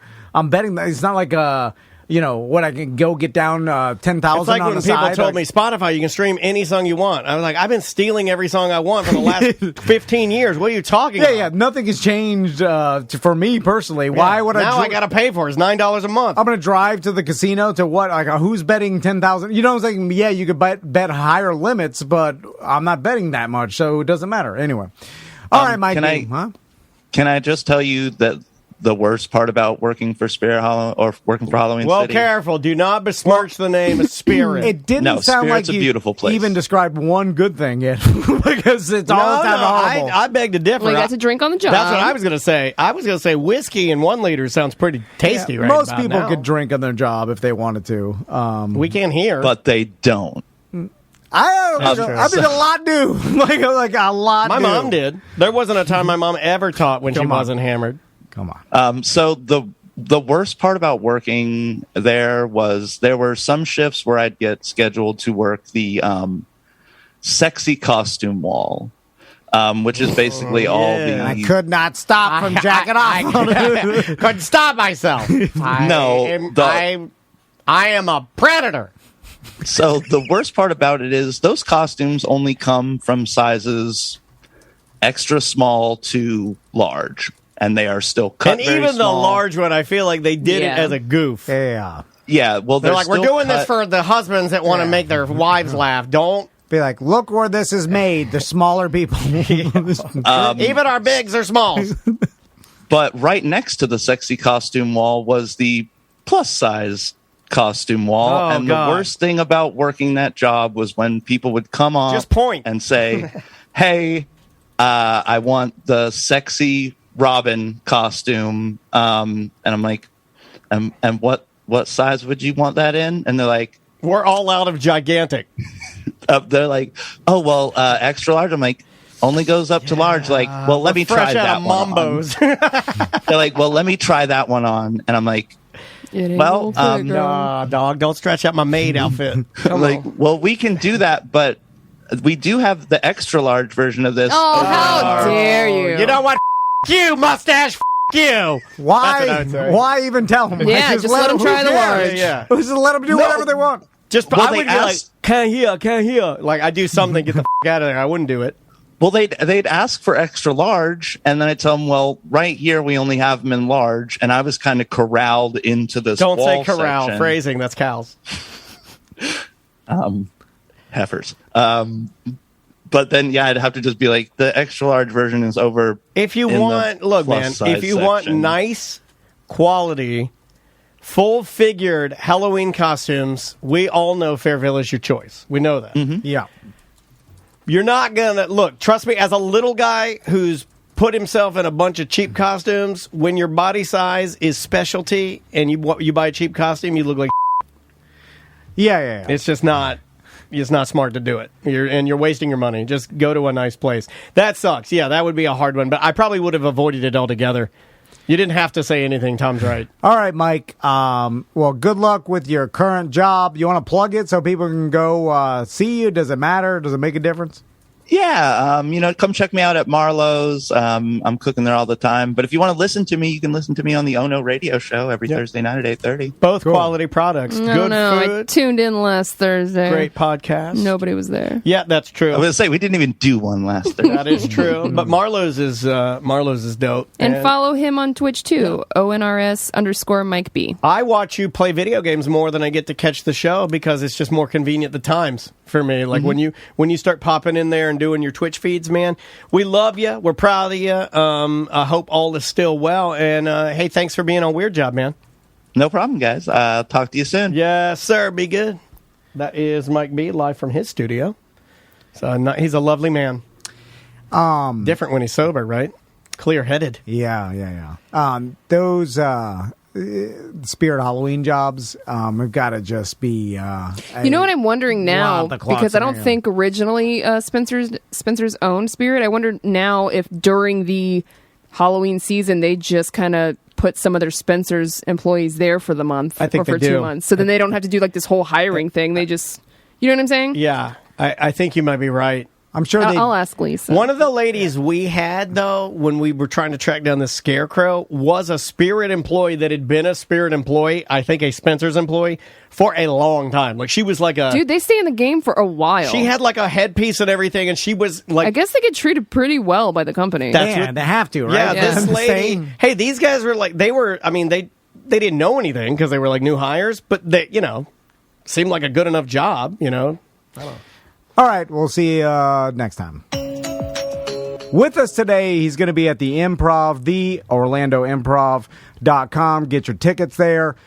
He's got 2 shows on Friday night, 2 shows on Saturday night. Get your tickets because they will sell out. Yeah, man, we're really excited. And I don't believe, out of all the comedians that we've had come through, I don't believe this gentleman has been on our show, but it's an honor to have Mr. Michael Rappaport on the show. How you doing, man?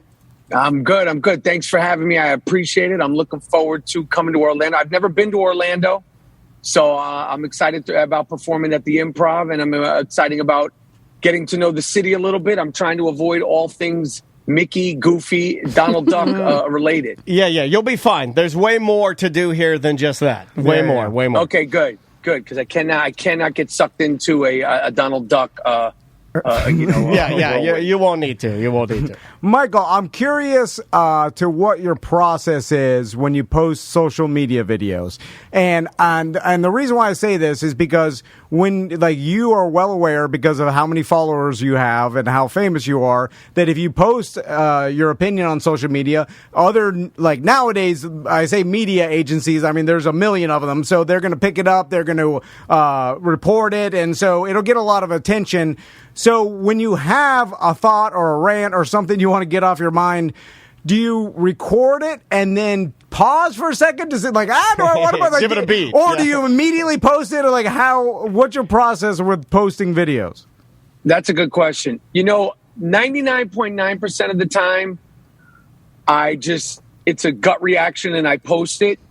If it's skirting in the area of possible offending somebody without trying to offend them. Sometimes, the only times I've gotten into situations is when I've been offended without trying, when I've been offensive without trying to. If I'm intentionally offensive, I'm all for that.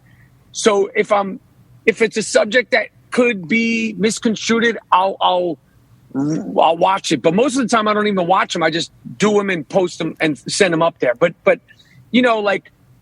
it was the Texas abortion stuff, I watched it and checked it out because of my wording, and you just got to be careful with that stuff. But for the most part, it's just a gut reaction. And I think that's why people respond to them, is because you get a sort of urgency from me in the message. Yeah, I can see that, yeah. People, I feel like nowadays, because we've consumed so much social media and we know, the public can tell whether something's genuine For the most part, fake, they can sniff it out for sure. Yeah, and I think that's why they like it, because they can tell you're genuine and you really feel this way. With that being said, I got to talk to you about the feuds with some high profile celebrities on social media, and the reason why I ask you, and I've read interviews, and you're like, well, this is 100% real, or this is a lot of people think that it's a put on, like a put on, yeah, and that it's a work. You and the other person have collaborated with this. A lot of rappers have done this. Well, people do that now. Yeah. I mean, that's a thing. So, are they all genuine? Has there ever been one that has just been you joking around with a friend that people took more seriously than it was? Well, you could ask me specifically, but no, they've all been genuine. The ones that have sort of been, out in the open, they've all been genuine, and that's never my intention. It really isn't. It truly isn't never my intention. But sometimes things, boil up. I'm trying to, avoid that stuff because it takes on a life of its own. And I don't like when I'm not in control of the situation or in control of the narrative. But, it is what it is. And, if you talk as much trash as I talk, Sometimes you're going to step on toes. Sometimes you're going to spit, in people's faces, whether it might be inadvertent. So it comes with the territory with being a fantastic disruptor like myself. Right. Well, I was going to ask you specifically about the Durant feud that you had, and were you surprised? That was not fake. Go ahead. What was your question? Well, first, and I heard you mention that it's not fake, but were you surprised that he came at you that hard on social media? Because you're like, man, the NBA is good, and they find him and everything. It's like, I didn't think about any of the finding, and I truly didn't think it would be like a 5-day thing. It was literally, in the news for 5 days. Usually, if you have these sort of pop culture things, it's an afternoon. I didn't think that. I didn't think about the finding. I didn't think it would take on a life of its own. I didn't think it would take on racial, sexual, conversations. It did. It is what it is. And, we move on. Yeah, it did seem to snowball and get bigger and bigger and bigger. Yeah, and when you're watching something like that get bigger, do you just hands up and distance yourself at that point, or and just wait and watch what happens, right? You got to lean in. I think you got to lean in. Especially, it's not that serious. It's not like this is politics or safety issues. It's really silly at the end of the day. So you have to lean in, especially when it's something as petty as that. Let's talk about something not silly, which is hip hop. How did you get involved with basically telling the story of A Tribe Called Quest? Because as a lifelong Tribe fan for, since I was little and skateboarding and just looking up to these guys because it was the intelligent, more to say hip hop. Like, how did you get involved in that in like 2008 and then finally get to make a documentary? Well, I was a huge fan of them growing up, still a huge fan. They're the same age as me. So I was, there song for song, video for video when they came out. And when they broke up, to me, it was like the Rolling Stones breaking up. And I always wanted to know why they broke up and if they would make more music. And those questions and being a fan is what, inspired me to do the documentary. They were cooperative. It was a challenging process. Obviously, with the passing of the great Phife Dawg, I'm so glad that we got to tell the story, and I'm extremely proud of the film. And people still talk about it and get to see it. It's still streaming.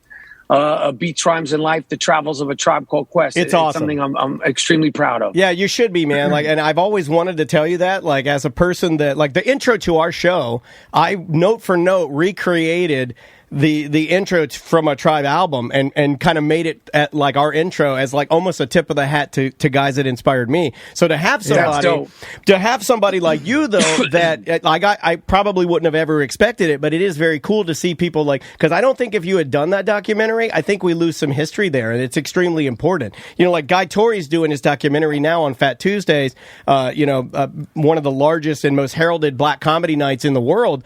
It's if we don't do these kind of things, we're going to lose a lot of these great artistic endeavors that we have that aren't protected, I agree. And all those guys from that era should be treated like the classic stars, the rock stars, the hip hop stars that they are. They should be saluted for everything they've done, because hip hop is so mainstream, whether you're even aware of it or not right now. And it's because of Tribe, De La, Big Daddy Kane, KRS-One, Eric B. and Rakim, Grandmaster Flash, and the Furious Five, Sugar Hill Gang, and all those guys. They put so much work in creating the template of what so many people are profiting off of today.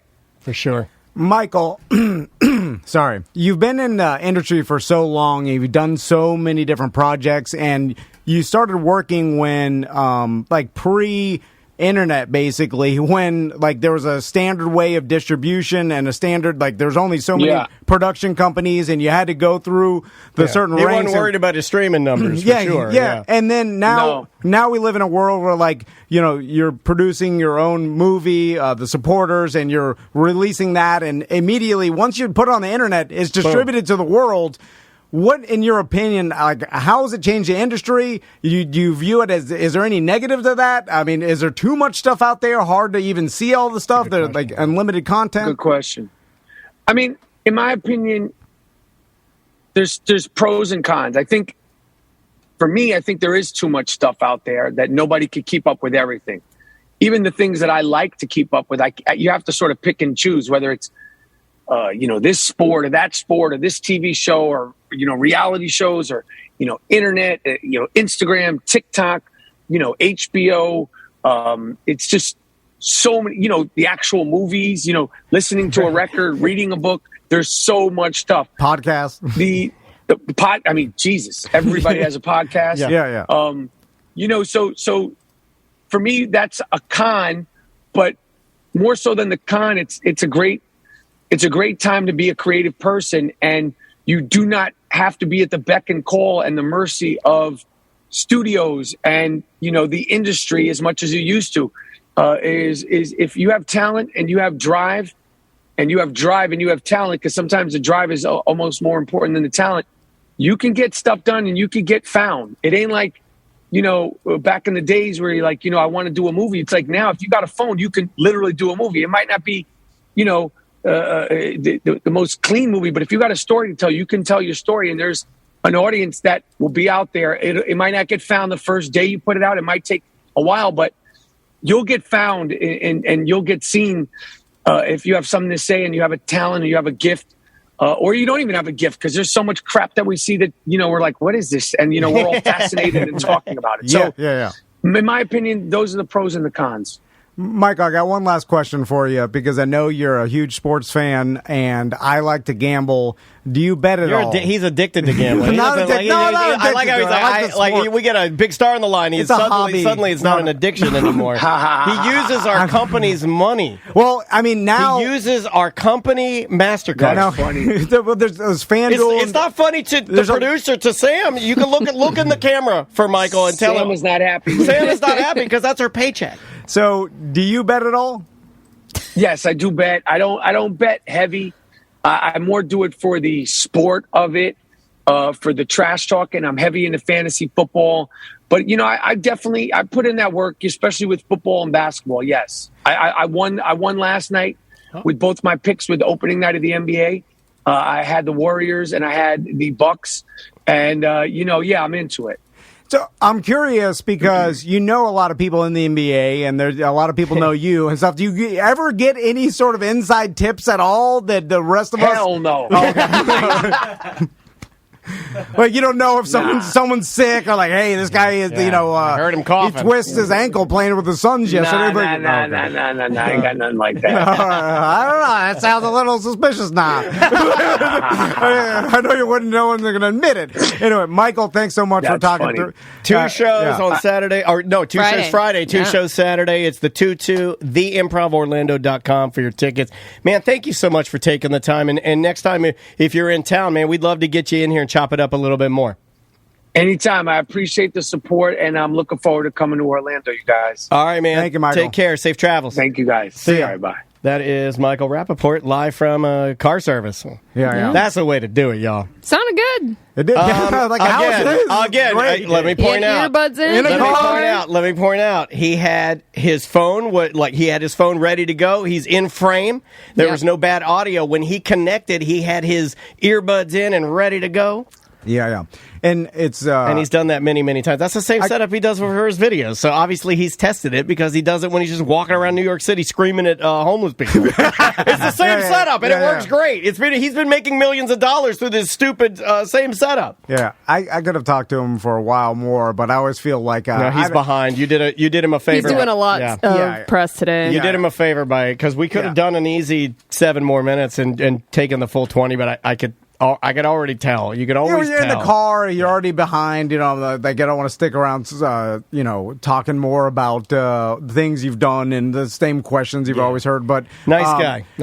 I am curious. I'm surprised you've never been to Orlando before. I know. I was about to bring that up. I was like, really? And all you're here, like, the guy has done so much. I want to say he was scheduled to be here. He was, right? And then they canceled. I think it was last year. It was last year, and then they canceled it. And then we know Mo hired him for his virtual deal. Right. And then we knew of that, and then that's really it.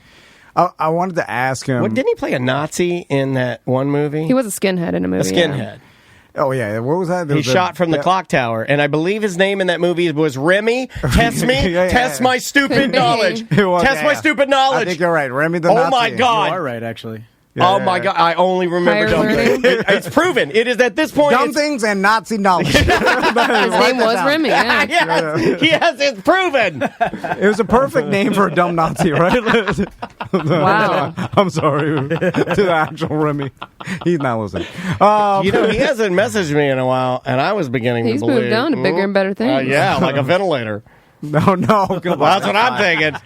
Or that other thing that's like the No. ventilator. What's the other one? He's Ventilator fine. Plus? There's like ventilator, and then there's the other one. And then you don't want to be on the other one. Butler knows. Like when you're a guy like Rappaport, do you... How hard was it for you to say Rappaport? It's really When hard. you were starting, I was like, oh. Did you think I was going to say Rappaport? I didn't. I thought it was. I thought it was messed up that you made him start. No, I took the name. I took the name. Yeah, no, I know. Because that wouldn't have I been fair. had it in my mind. I wasn't going to to let you do it because of the rough. You had a rough day yesterday. You yelled at all of us. Did he have it rough? And he yelled at yes. He had a horrible day yesterday. My wife was massaging my feet. Yeah. I'm like, oh, God. Butler grinded his gears so bad yesterday. You got him so bad yesterday. That's not how I recall it. Man, and then Butler had the audacity to put you on the air and Shanghai you. This guy. Oh, man, I had to clean out a lot of the garbage just in the back of my truck. Yes. Dude, look out the window. I wanted to take a picture. That's so you could put half of your Halloween decorations in? But now I need a lot because I got a projector, I got 5 green screens, scrim, I got stereo setup, I got 3 hay bales. We're done. We're canceling the goddamn storage unit. You can't cancel it. What am I going to do? Where am I going to put my hay bale? Where's all your stuff going to go? I'm right in his front yard, the way it's always wanted to be. I looked at it all. I'm like, this garbage is going to the dump. I'm Do throwing a it all away. storage wars. Let's sell this stuff. Let's take a picture of the back and see if there's anything we can give BDMs. You could have easily given it some BDMs. Let me go see what's in there. I'm going to take some of your trash. Well, during lunch, I'm we going can to do flip that. it. During lunch, we'll go snap some photos. Mildew soaked carpet. I don't want that. I don't want that. Carpet and some Wait a old minute, it's the carpet that's in here. That's custom carpet. It's very expensive. You mildewed it? I didn't do nothing. It got mildewed in the storage unit. This was after you rolled it out one year and you set all your fireworks off on it. They should pay us to replace that carpet. How did it get damaged inside one of their units? I have insurance. I wonder if we could... Dude, Yes, what the hell? insurance What are you paying scam. for? Insurance scam. Dude, I'm all for fun. Let's just have fun. Insurance scam. My wife won't let me do another insurance scam.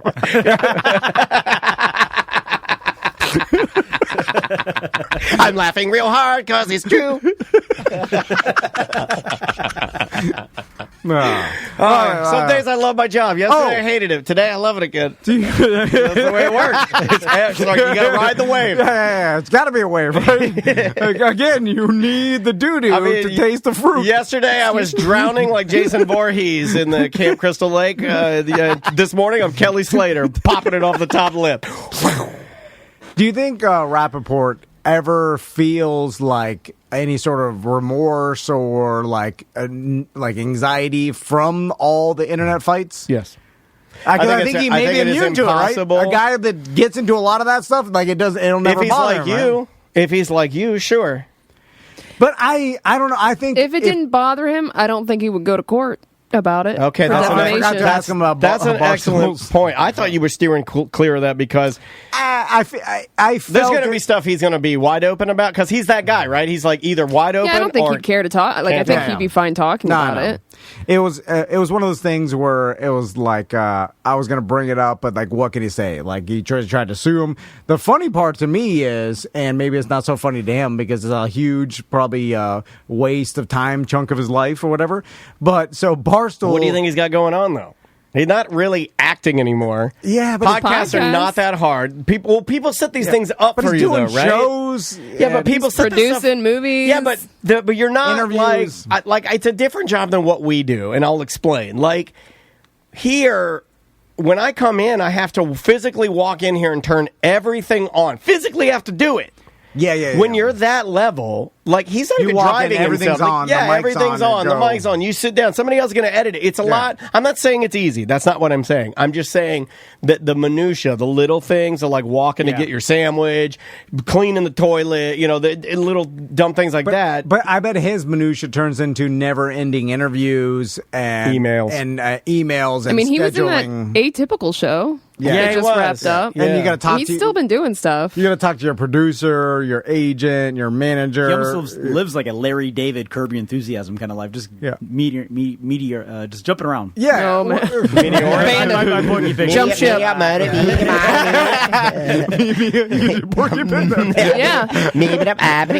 Yeah. Been hanging out with Tom too long. Jumping around. No, see what's so funny? Yeah, see? I'm like, oh man, he's stupid. But we said I do it. We said yesterday that you guys are so much alike that's why you were fighting, and nobody believed us. And here we are. I'm like, They're the same person. And me and Sam looking at each other's eyes, and we know all we know there's is we're going to some go things- home and get crazy sex. That's what me and Sam do.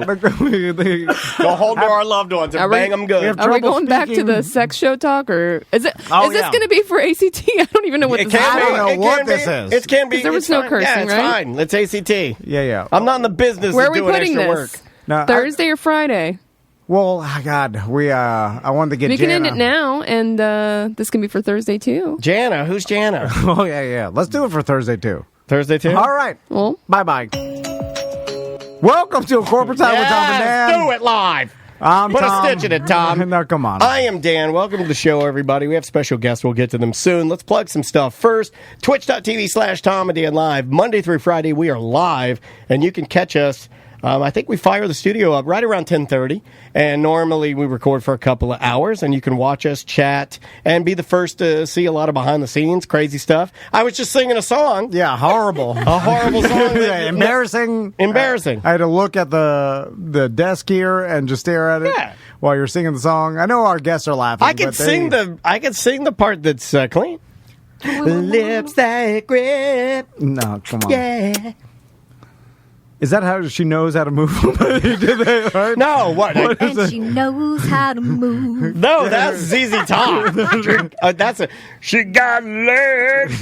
Woo! She knows how to use them. That song, yeah. Anyway, how you doing, Jana and Jason? That was a pantyhose commercial, right? That's what I meant. Yeah, she's got legs. 2 G's. 2 G's. They put them in the egg. Oh. Legs Yeah, spelled you like know eggs, what? but with 2 G's. Santa Claus would bring that to me every year 2 G's? for Christmas. 2 G's from Santa's pretty good, man. That's not bad. No, that would always be my signature gift. My mom would get them, and my dad. Pantyhose? Yeah, my mom would get them in her stocking from my dad, and my dad would be like, "She stuffs a bush in them." Hold on, you got pantyhose for Christmas as a kid? What are you, old granny? I always Yeah, got pantyhose. I don't know why.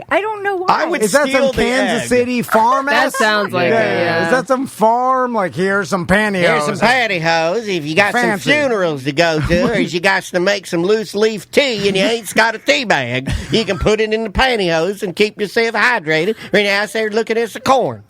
Yeah, like who? I feel like that's a horrible gift for a child. Well, I would steal the eggs from my mom, and then I put like my GI Joes and my Care Bears or whatever in right? there. You know, like it my was like the perfect little See if treasure. the whole Stretch Armstrong will fit in the egg. yeah, it was pretty cool. But He stretches, but does he compact? and then you'd go to the store and you'd see them. They'd sell them in the eggs.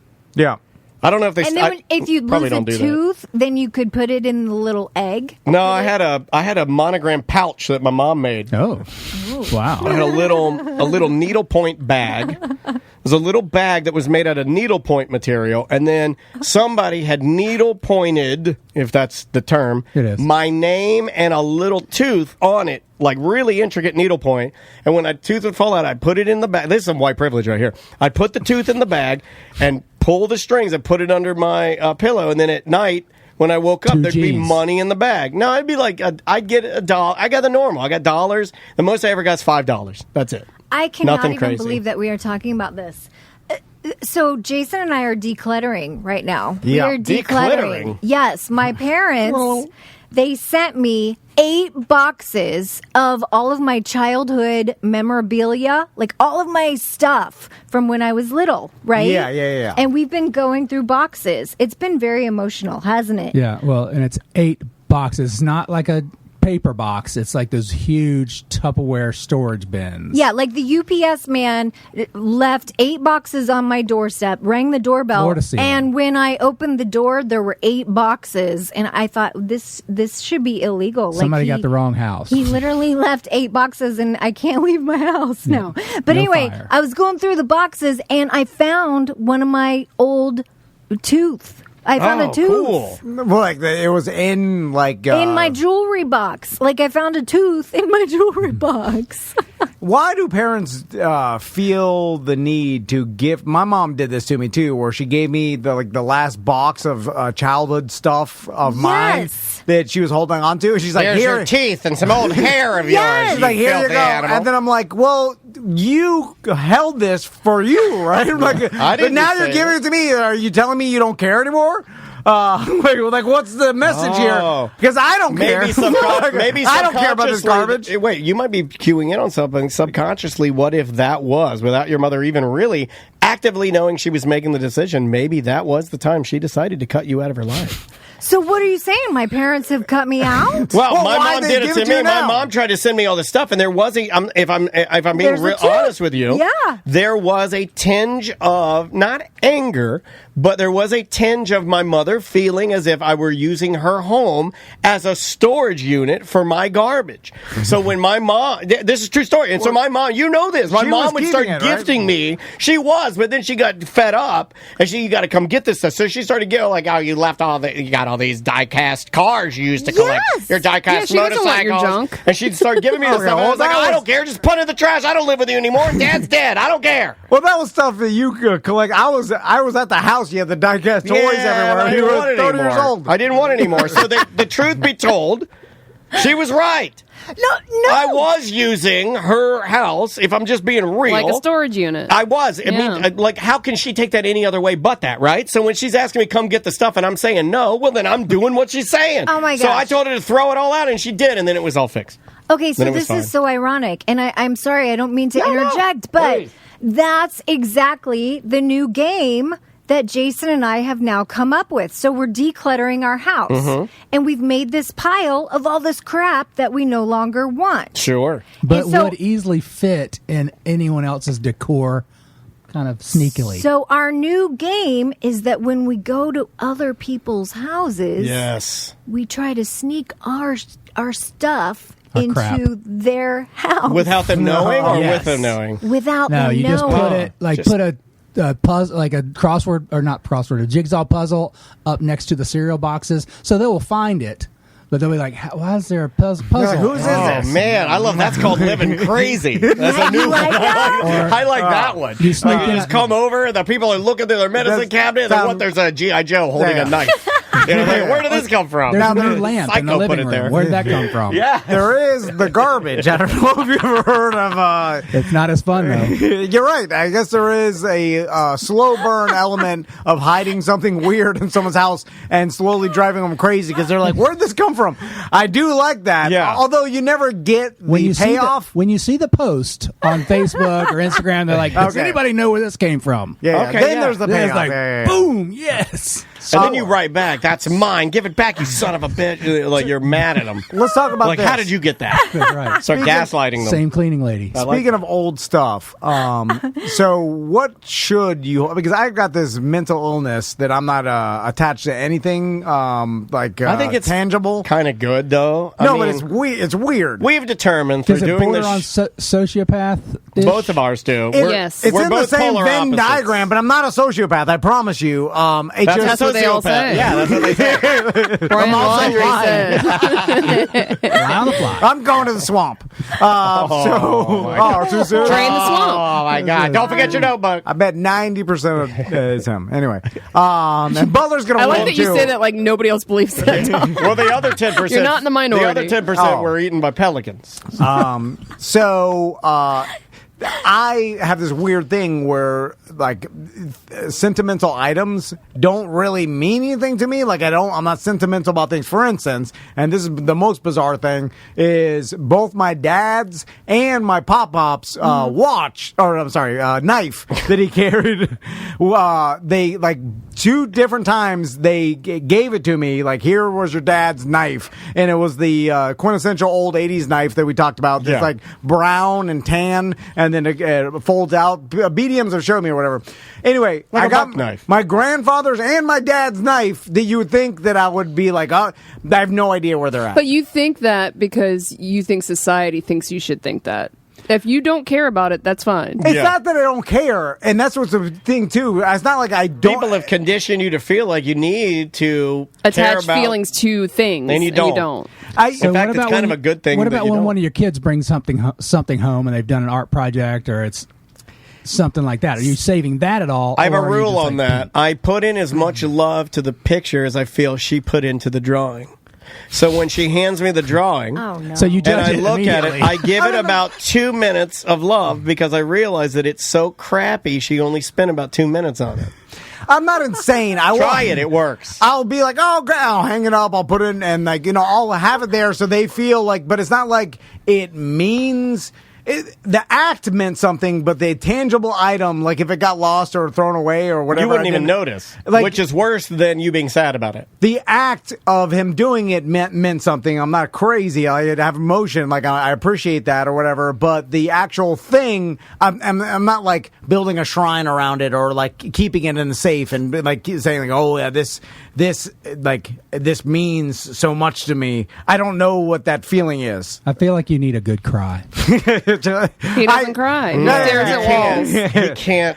You don't cry? No. Oh, Tom. What am I gay? yes. There it Yes. Wait, you don't cry? No, he can't. I said that You because remember you- Otto couldn't burp? This guy can't cry. No. I Same can't. disorder, just Otto's is in his stomach and Tom's is in his brain. I've done Or it just as eye ducts. a small amount of time. We've been up all night crying, haven't we, It's been Jason? so liberating, Thomas. It's because of the moon. I only cry when I 69 my wife. What? Can't breathe.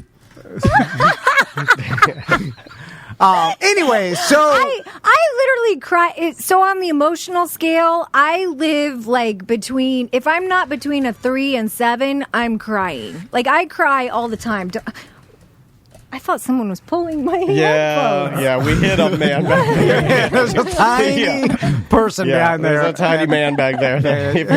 If he thinks you're going to cry, he'll start slapping You you. ever seen Snowpiercer? There's a little boy in there running everything. I cry all the time. I actually enjoy crying, don't I? And the tears are delicious. So what have you guys been crying about, if I may ask? I cried. I think it was the moon last night, this morning, Well, that was making me Jenna will cry. cry in gratitude. I literally was crying because it was so beautiful. That's why I wasn't it? thought for sure Tom would be a crier. No. But, Well, if you cry too much, does it devalue the emotion where it's just like, well, they're crying again. Well, they cry every day. So it's like, it means like if I started crying, you're like, oh my God. Would you say that she's a crybaby? Is that what you're saying? No!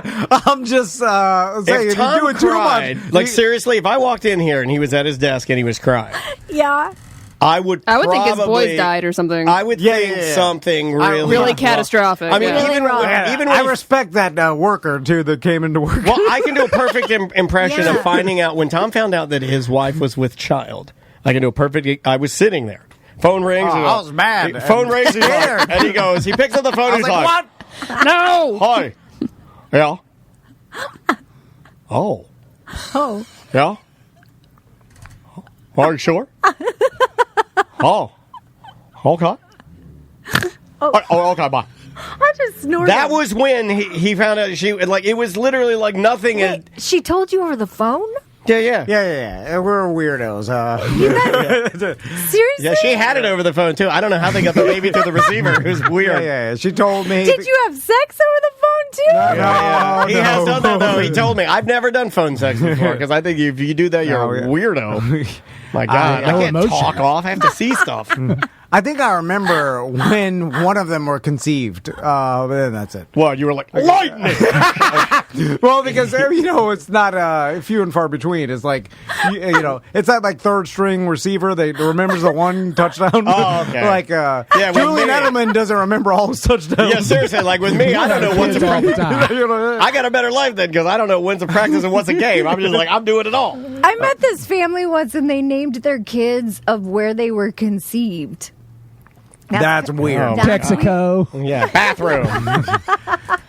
No. Also, I doubt they actually remember. Like I say that, it's like how do you know for sure? You couldn't, unless you only had Especially sex when you're once doing it that so year. often. Then that's true. Yeah. People do that. So People do. What's been going on in the Janet and Jason world? What's happening for you guys? Catch us up to date because we haven't seen you in a minute. We are in charge of starting a flash mob. Yep. And we were wanting to get your advice on this. Do you guys have any? Sure.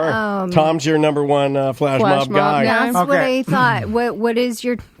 Well, the only thing I know about flash mobs is they were. It sounds like something bad. Real right? popular in 2016. Yeah, I think you guys may have missed the mark here. Are they still a thing? I don't think so. I mean, I didn't want to. Have you heard of planking? There's that. Oh man, Yeah, that's I knew problematic. something was wrong when you guys came in here whistling Gangnam Style. I'm like, we gotta help Grandpa and Grandma. They're only cool. They lost their coolness because people quit doing them. That's why. Oh, okay. That's what my mom told me with my high water pants. She's like, that's the way that kids love them. They love them that way. I was like, I think we're just poor. Okay, so maybe that's not a good idea. it's a great idea. Well, Was it Jason's idea? if you're looking for something, I do know about getting attention, right? Oh dear. So because that's what a flash mob is for, right? For a viral video. We run this clubhouse room, and we have this self-development conference that's coming up. Cool. And this group that we run, they're all like, you know what? We should start a flash mob at the self-development conference. And of course, we're the ones that run the clubhouse room.